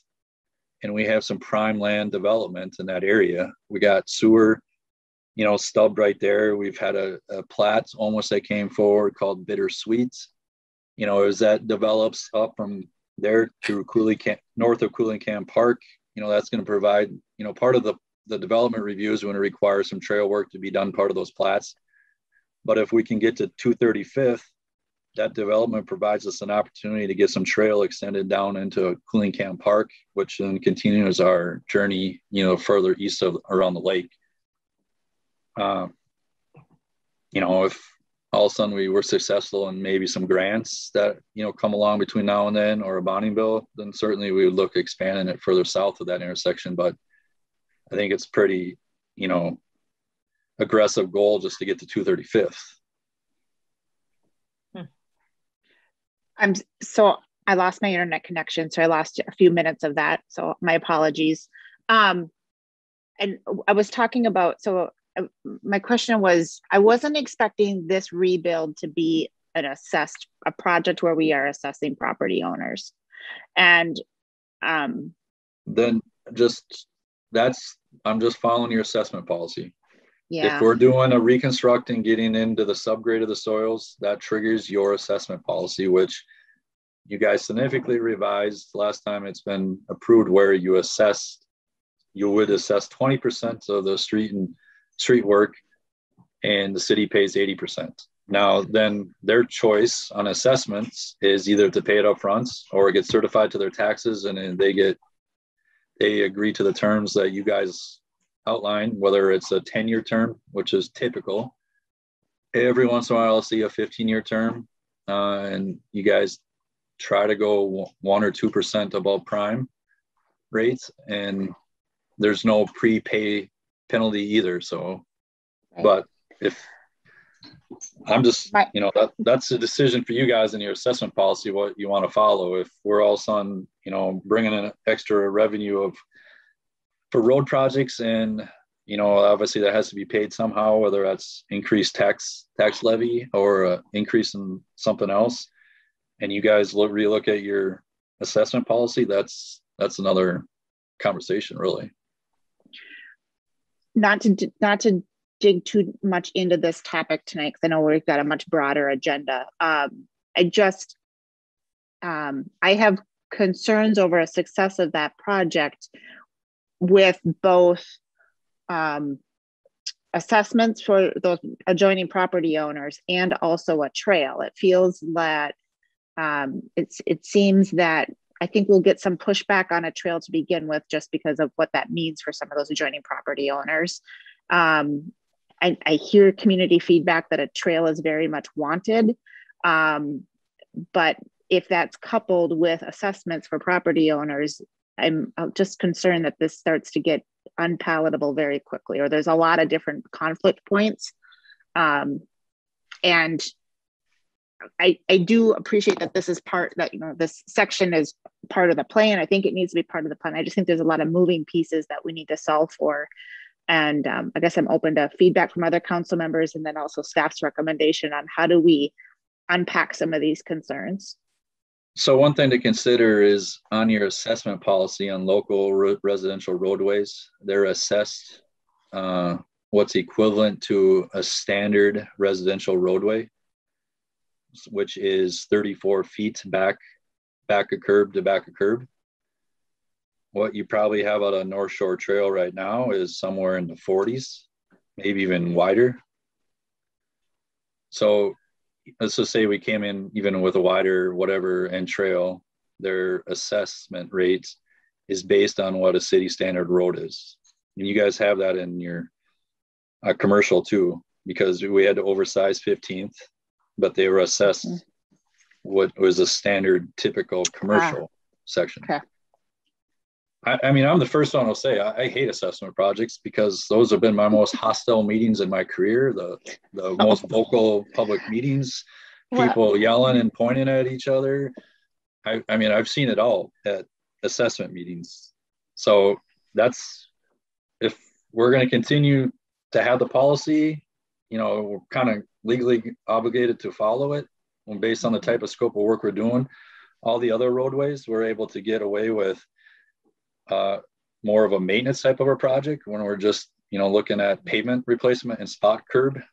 I mean, this is a different animal in the CIP. And as we get into some of the other bigger road projects, that's what it's going to require. I mean, Harrow Avenue is a perfect example. You know, that's a tough one. Some, you know, maybe bringing this back to a little bit more around overall context of the 10-year plan. You know, I don't love the fact that we're in a situation of bonding for some of these maintenance projects. You know, it's a challenging place to be in. However, if that bonding includes an expansion of public amenities that we, you know, that the community has told us time and time again that they want, like expanded trail system, better connectivity of the community, using that bond facility as an opportunity to do both, fix the maintenance issue and also expand amenity, I think is a good use of bonding and a good use of us, you know, broadening, you know, kind of overall community amenities. And so as I look at some of the items in this plan, I like that I'm seeing that yes, we are not only just catching up on maintenance, but we are providing a better service to our residents, and a service that, again, they tell us time and time again that they want, that without the bonding, we just don't have an avenue to provide. So I'm seeing, again, there's a lot of those elements that I like. It's just the logistics on some of these projects. We still have some work to do, both on outreach as well as from a policy perspective. Maybe the next two scenarios will jive better with what you guys want to work with and deal with. And that still completes a significant amount of work. And it's a direct relation to what Bruce presented earlier tonight with the two bonding scenarios. So if I move to option 3, you can see before you move to option 3 though, Ryan, council members, any other questions up to this point or feedback items I want to make sure we're kind of capturing as we go? And I'm on my phone, so I'm not seeing anybody that might be reaching out. So speak up. All right, not hearing any. Ryan, go ahead. So before I move to option 3, just note though that North Shore Trail on this plan was shown as 2026, right? So when you go to the next two options, we're only showing work proposed between 2022 and 2024, but that therefore then we're not taking account for the already known revenues in 25 and 26. So that's why, again, North Shore is not shown here, because there's basically $2 million that we've just taken off by not going out 2 years more, right? So let's just say you're able to accomplish one of the next two scenarios. Well, come year 25, you know you're going to have your status quo budgets, and maybe then you start that whole conversation North Shore Trail, if that's, you know, where the desire is to go, or there's other major needs within the city. But this basically takes the $4 million bond, lay it on top of your existing revenue, and really spread it out over the 23-24 construction season. So here you can see what we'd be able to accomplish. Again, year 22 stays the same, and we're able to, you know, do what we're able to do for the year. But the bond revenues would be spread, the new bond revenues would be spread over the 23-24 construction season.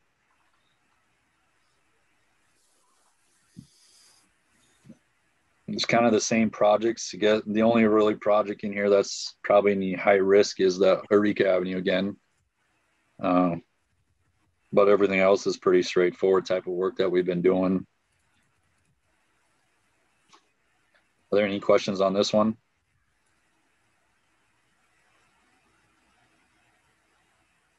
Again, this is, you know, laid out on priorities that Public Works and I have worked together and identified. And then year 24 is obviously work that's needed where it's planned and strategically located close to the freeway again, to ensure that we have good access to our construction site from bituminous plants and concrete plants, knowing that MnDOT is planning there on Highway 97 working 2024, and Washington County is planning the recon of Everton Avenue too. So, and then the last scenario is basically just taking, you know, a larger bond, spreading it over years 23 and 24, and showing how much more we could get done on similar type of work we've been doing on our projects now that don't trigger the reassessment policy. But you really able to knock out a lot of the roads that were rated in the 3 and 4s that were shown on a map a long time ago. And then, you know, really putting the city in a very good position come year 25. So even, you know, of all these scenarios, you know, I heard the most discussion on North Shore. Okay. So, well, let's say, you know, one of these two options, the last two options that we just talked about, is the route you guys go or something similar to it. And then you go, you know, ultimately decided by 25, you wanted to start something on North Shore Trail, right? Well, ideally, that project should probably start conversation-wise with property owners in 23. So, you know, when we lay this all out there, that's something to think about too. Because also, if we can have that conversation start in 23 with those property owners, a lot of the other things will go hopefully more efficient and better well supported if we start early and upfront with the property owners. And it also does buy some time for us to chase some dollars between now and then, you know. Mm-hmm. So that's just, you know, something to consider, because you know there's going to be other LRIP application rounds coming up between now and then, you know. So that's something that would be an option out there. You know, the bonding is another scenario is available, or even just some of the trail work. We could go after some grants that are available through that, you know, whether it's the DNR grant that we've been successful twice down in the city, or if there's a safe routes to school thing. You know, it's hard here because there's no schools, but there's sometimes some trail stuff through the Met Council or other DNR grant stuff. So that just gives us more opportunity to continue to try to buy down some of those costs. I know a lot of stuff thrown at you tonight. Mm-hmm. Just wanted to simplify it with pictures related to 4 separate scenarios.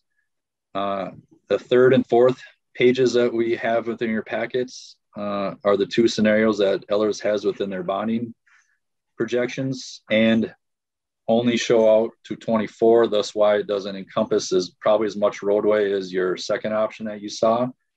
But, you know, I think one of these 2 options are very good in setting up city where they want to be based on what you guys have heard and, you know, all your surveys and public requests for feedback. But then if, you know, truly if North Shore is your trophy project we want to accomplish in, you know, in this timeline, 23 would be a great time to start that conversation to lead into a 25 construction project. And it's with that type of a project, it's going to have to be a 2-year project, because we'll want it to go through a freeze thaw cycle before we finish the last lift of the roadway. So there would be some carryover work automatically into 26 anyways.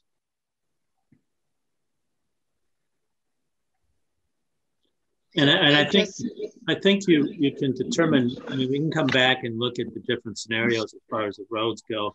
I mean, if North Shore is a priority, that doesn't mean an $8 million bond can't help fund that. We can talk about what the policy is for assessment and things like that. So, you know, while these are some of the preferred options, if we get a feedback from council that North Shore should be moved up in the schedule, you know, if we bond $8 million, that can happen. So I think we have to determine what the dollar amount is first, and then if you're willing to do an $8 million or $10 million bond, if we're talking about equipment as well, but $8 million of that going to streets, we would have to come back and tell you what, depending on your feedback, what your priorities are, where those would all sit. Just one other quick comment about another strategic why the roads were laid out as they are, and why North Shore was shown at 25. If we did the $8 million bond on top of the existing revenue, we're able to build out everything that requires us to drive over North Shore anyway, with the construction equipment and all the trucking that's going to happen. If we did that scenario, we're done with all those roads now out off of North Shore. So then the only construction equipment is only going to have to run up and down North Shore for that project in 25, 26, if that was the plan. So that's something else that we kind of consider too, because if all of a sudden we came in and did North Shore now, but we left all those other roads and fingers to come, that's how much more construction traffic that's going to be brought down North Shore Trail after we invested in a brand new project. I appreciate all of the feedback, and there's a lot to digest here. What I don't want us to do is to continue to have North Shore Trail as an unsolved for problem. And so whether that's when that gets sequenced, I guess I'm not fully attached to when that gets sequenced, but I feel like it needs to be sequenced, and we need to be able to speak to here's where it fits and why.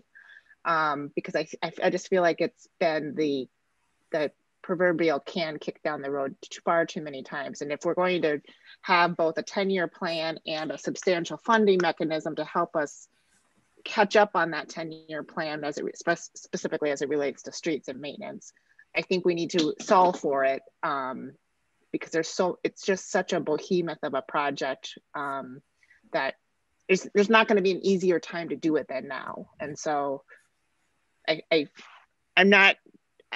guess I'm open to feedback on how it fits, how it gets prioritized. Ryan, thank you. These options help to kind of show different scenarios and what might fit together.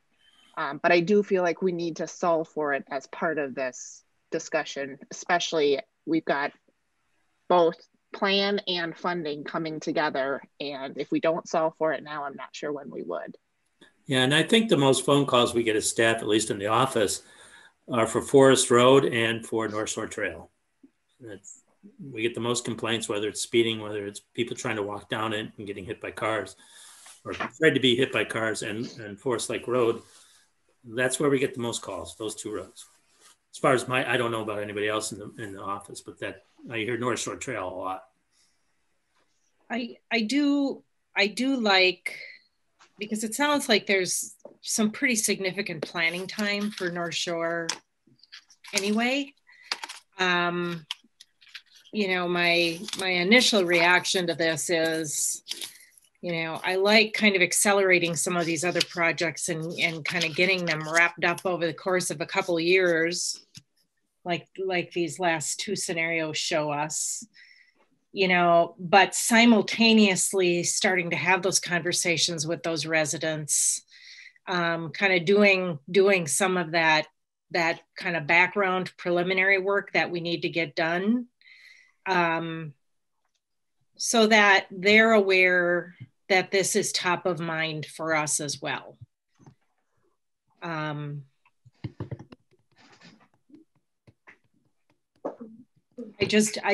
don't want this to go silent. That's what I don't want to have happen. Well, with any of the two bonding scenario options, the third and fourth option shown you tonight, you could easily say 25 is North Shore Trail, starting from 61 working north, right? Mm-hmm. Because this just doesn't show that, because the bond money needed to be spent in a certain time frame. So that's why we only show till 24. Mm-hmm. So you could easily in 25 say, yep, North Shore, we're going to go. We could, you know, even make the decision if favorable bids are received to carry the savings forward to go towards North Shore. You guys can have the discussion what we want to do with assessment policy. Potentially by 26, 27 for sure, we'll have our state aid construction funds back available to our local roadways instead of the co-op agreement projects. So there's funding coming without even doing anything additional in said year 25, 26, and 27. But this is look at Washington County. Everton Avenue is scheduled for 24 construction. And look how much work they've done, you know, already. Mm-hmm. I think we can move a little faster in that, just because it's all a local roadway, and start those conversations in 23, because let's just say it is a 25 project. Well, take January 1st, 6 months before that, we already have to be starting the meeting for the 429 process, so that's already full-blown presentations and stuff come middle of 2024, because we'll want to bid, make sure that bidding window of January to March, just so making sure contractors aren't getting full in the year. So even though it is, say, a Plan 25 project, it's really a lot of the work's going to be starting much earlier than that. And Ryan, so even if we did not use bond proceeds for North Shore Trail, you can see how North Shore Trail could fit into a project scenario starting in 25, just based on other sources of revenue and other priorities. We would not be able to get the full length as shown on the one scenario that you saw. Okay.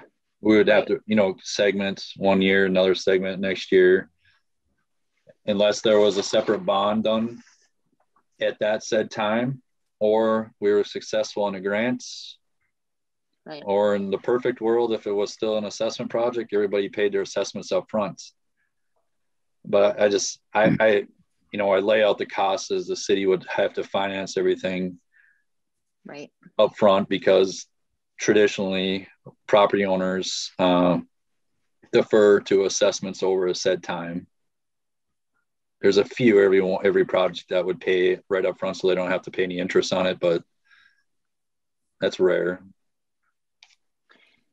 Yeah. Ryan, is it too early to have those conversations about North Shore Trail even starting this summer? I mean, it looks like the goal is for 2025, but just kind of get the ball rolling and say, this is what we're looking at and what that we're looking at for 4 years and what could happen. I mean, what are we doing on Thursday? Let's start. We could have those anytime, but I think that the staff is looking for some commitment from the decision makers on what plan we're following, because if we don't do anything, we stay status quo, we got to react to what's the worst of the worst, and that might not be North Shore, because some of the seal coats out there do camouflage some of our roadways pretty well. And then when that stuff starts breaking off that road, they go fast. And, that's where we have to react to some of those spots, because, we're not quite where we want to be. And, 2 of these scenarios certainly help on some of those decisions, and where Public Works is trying to guide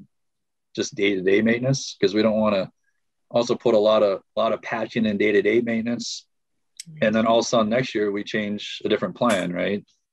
And then, so that's all strategically planned out too, on what type of maintenance the Public Works is doing. So if we know we have a road coming in 22 or 23, they're probably going to do minimal maintenance and spend the dollars on other stuff to preserve those roads longer.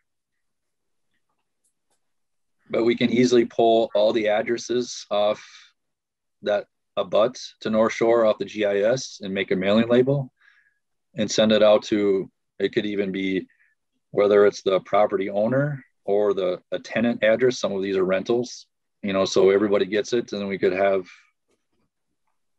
hopefully have a public in-person open house would be ideal for this situation, this type of road, because what we would do is print off a very large aerial, lay it on a table.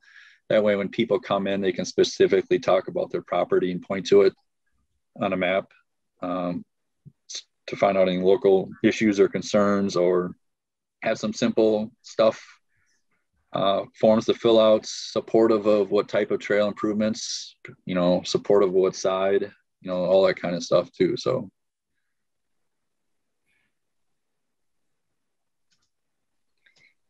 Yeah, I tend to agree with Council Member Husnick that sooner rather than later to at least initiate some conversations and planning. 25 feels a long way out, right? 26 and 27 really feel a long way out. And so You know, just like Forest Road, and Administrator Casey said it, we hear it as well. Those are the two biggest road complaints we get in terms of condition, you know, and safety in the community.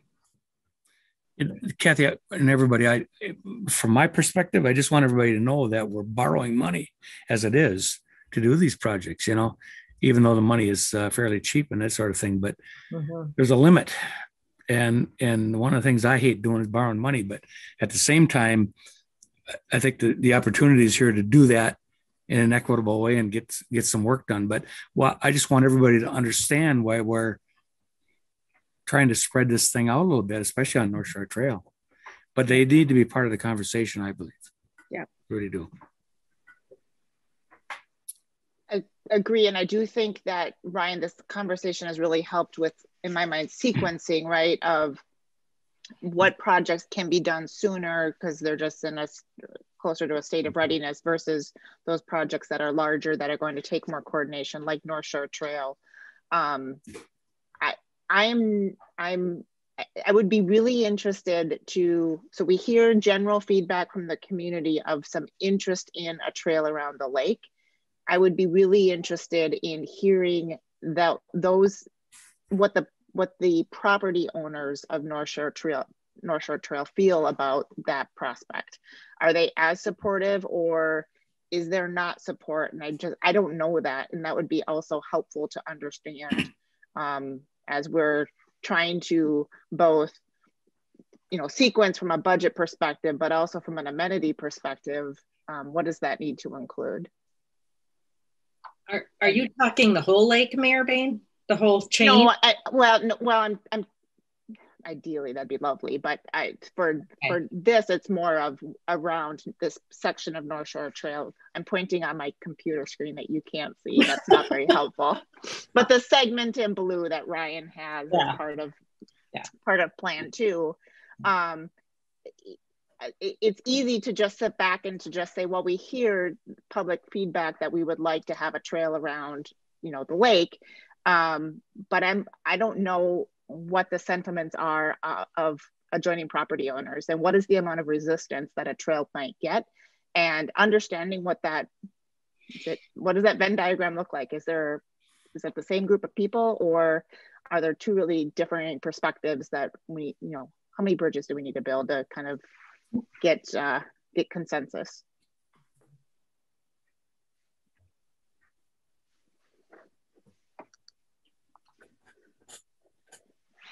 So all of that also to say, you know, gathering some of that feedback sooner rather than later would be incredibly helpful. And then also, Ryan, you've just laid out some of the, you know, tactical limitations of what is that going to take to have a successful North Shore Trail project.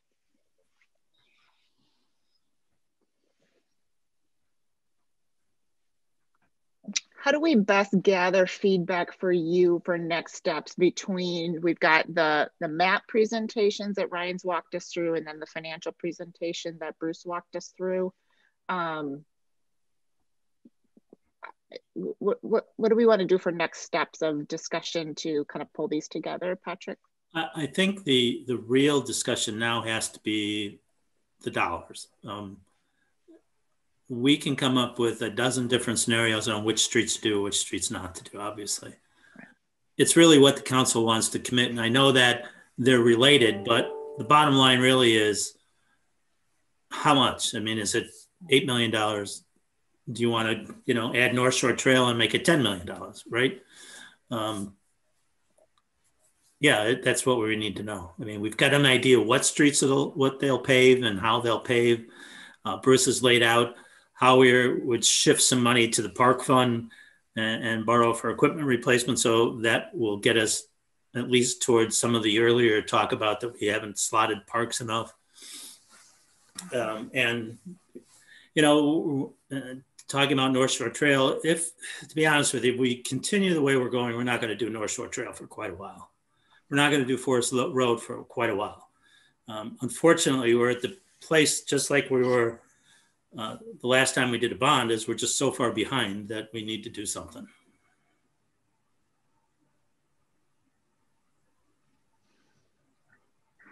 I could use some more time with Bruce's presentation. Bruce, is that something that we could get emailed to council? And then I would recommend that we have another agenda, a discussion topic on next week's agenda, just to circle back on all of this.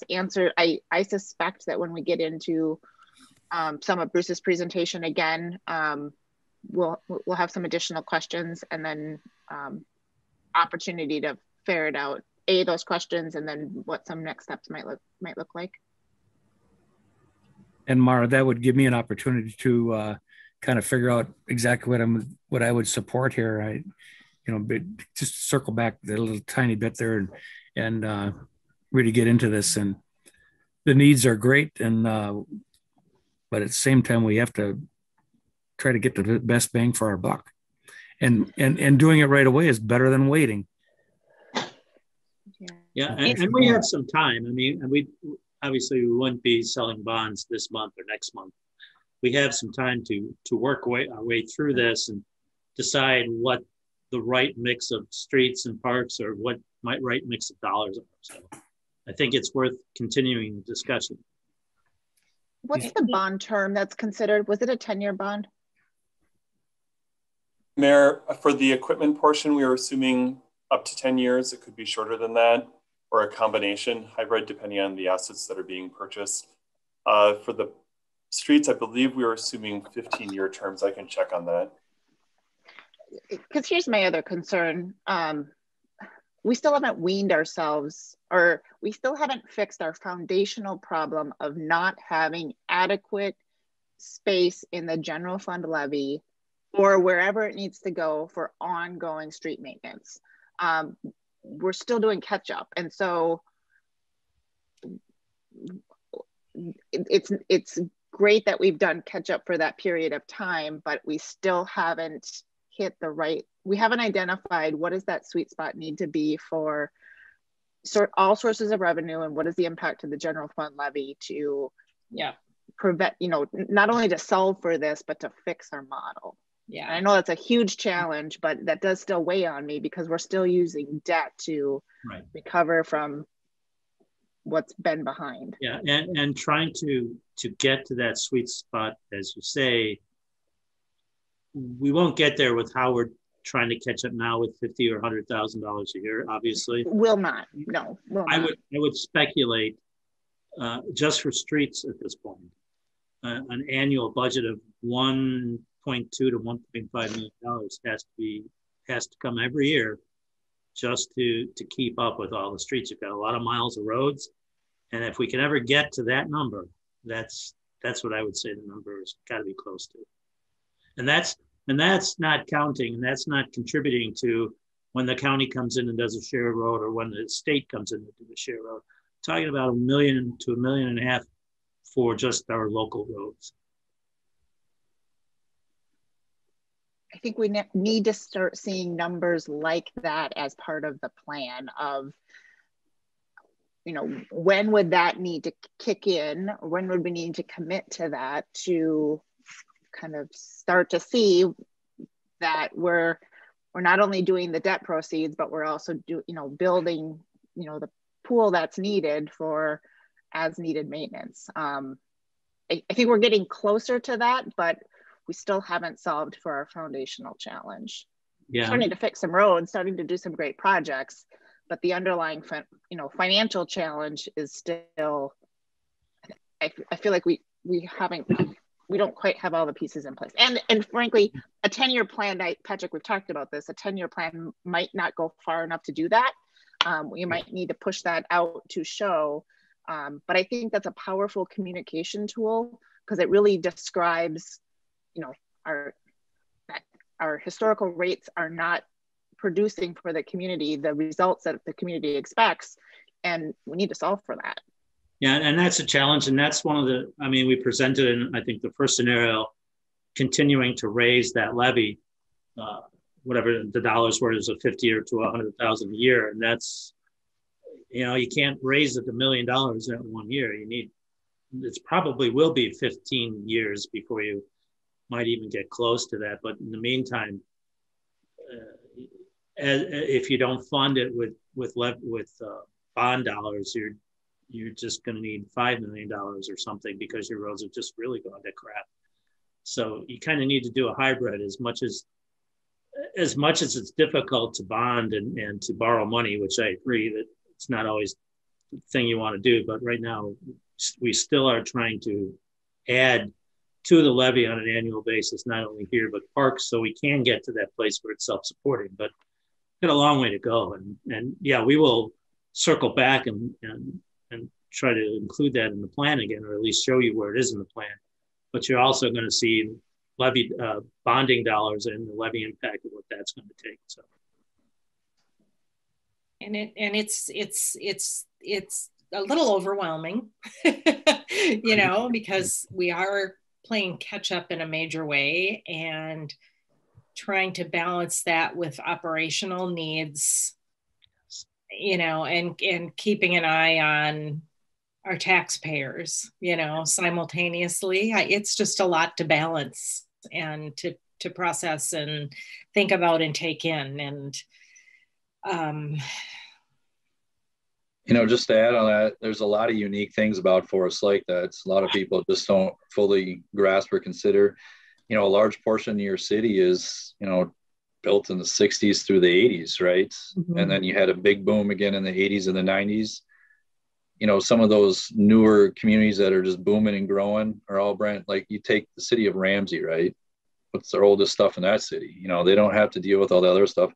But here we got a lot of old intersections that were left that were outdated. You know, we tackled the Goodview one. You know, MnDOT would have probably obviously would not have been there yet. That took a substantial amount of local funding. We still got intersections like Harrow Avenue and, you know, some other places like that. But then you got all these gravel roads still that's the development hasn't filled out yet.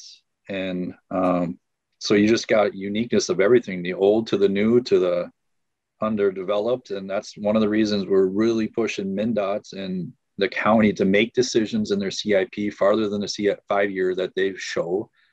Because then all of a sudden now Highway 97 came up, right? Well, we have to adjust for that because that's going to take a local share on that. And our only mechanism to contribute is our state aid construction fund that doesn't hurt the taxpayers. And when you have a bunch of those in a row, well, then there goes your construction state aid funding, but it's also a direct equivalence of what's happened in town. All the development, you guys are seeing the redevelopment, the growth, the expansion, the schools, so there's a lot of things that are in the works and it's all happening at once.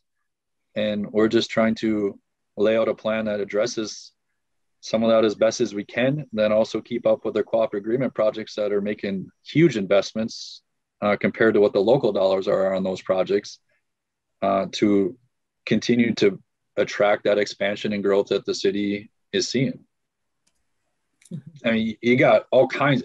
This is the most variety of work I see anywhere, you know, of anywhere I work, just because of the old and the new and the county and the states and the watershed and the lakes. And I mean, there's stuff happening everywhere. There's so many things going on in town you guys don't know about that. I mean, the staff is running, Public Works is never sitting still. I mean, just dealing with so many things and doing so much work on their own instead of contracting it out and saving a lot of money that way too. So there's just so many different things going on. You got to have the old fashioned to-do list. Well, and one of the things that getting back to a 10-year plan that we haven't discussed, and, you know, you may hang me for saying this again, but we have to look at possible alternative revenues. And the one that comes to mind is a local sales tax that's based on a project plan. If you think about Forest Lake and the retail center that you have along I-35 with the Target and Walmart and all those big box stores, that could be a big impact on some revenue without affecting your citizens as much because of the number of outside Forest Lake citizens that come and shop there. So basically you have them funding your road improvements or your park improvements. Now, that's a difficult road because you have to go to the legislature and you have to have a referendum. But if it's project specific, there may be, you know, some some traction on that from the public and if we can explain it the right way, to look at that favorably. But that's something we haven't really gotten too much into yet, but we have to look at some other alternatives as well. We did talk about an analysis a while ago on that, trying to assess what that revenue stream would look like and what percentage of it would come from our local residents and what percentage of it would come from outside. Yeah, and I'm not sure that we can get how much would be the local residents. We could get sales tax data, but I don't think I'm almost positive you don't collect sales tax and ask most of them don't ask what zip code you live in. So that may be a little difficult, but we'll talk a little bit more internally about if that's. It's a cashless society. I mean, it's trending more and more to a cashless society. There's all kinds of data available. Yeah. So if one of these pieces feeds the other, right? So I think having this inventory in place is a great place to start. Even as we might all agree, it's not yet complete, but it's getting closer. Having the gaps identified is helpful of what's not yet addressed, and then starting to put the quantification on it of, what is that, with current sources of revenue, what does that look like? And then that's a great, next question that goes to the community of what are some of our alternatives, or how do other communities solve for these challenges? And that's a great opportunity to start to pose that question and, get some information and input on what is the appetite. If you were to just, blindly ask me on the street, how do I feel about it? I probably hate the idea. But if you tell me, here's our current need assessment within the community and what you say you want parks, you want trails, you want connectivity, you want these things. And we've got a unique, retail center that is a regional draw. Some may be more open to that conversation with the broader context. And so I think, first point of public output, tonight is probably around, North Shore Trail, but I think, some of these other questions also should be points of public input, and just part of us socializing this plan and having some conversation with the community on what do we now know? What are some of the limitations, and looking for some specific input. They'll tell us if we ask. Yep. We know that.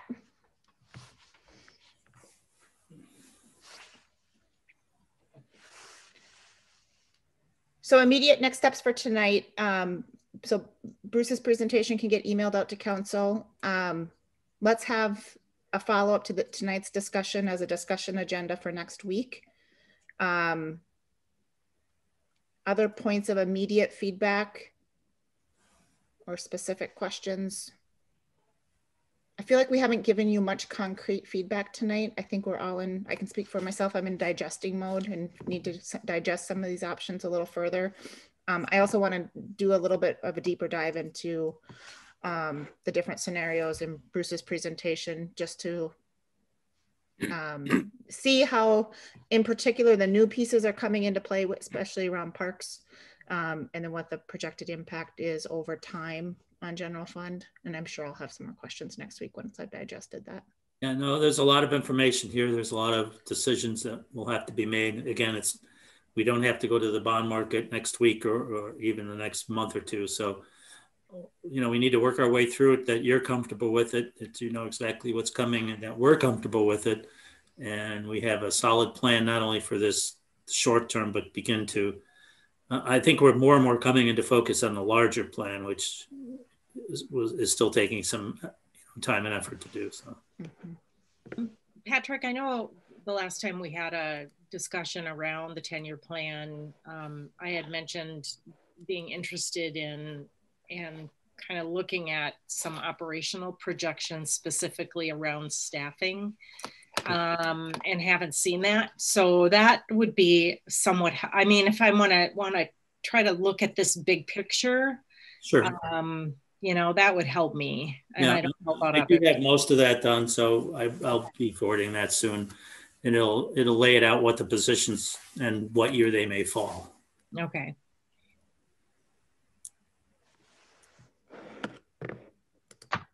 Other detail or elements from the plan that would be helpful to have redistributed at this point?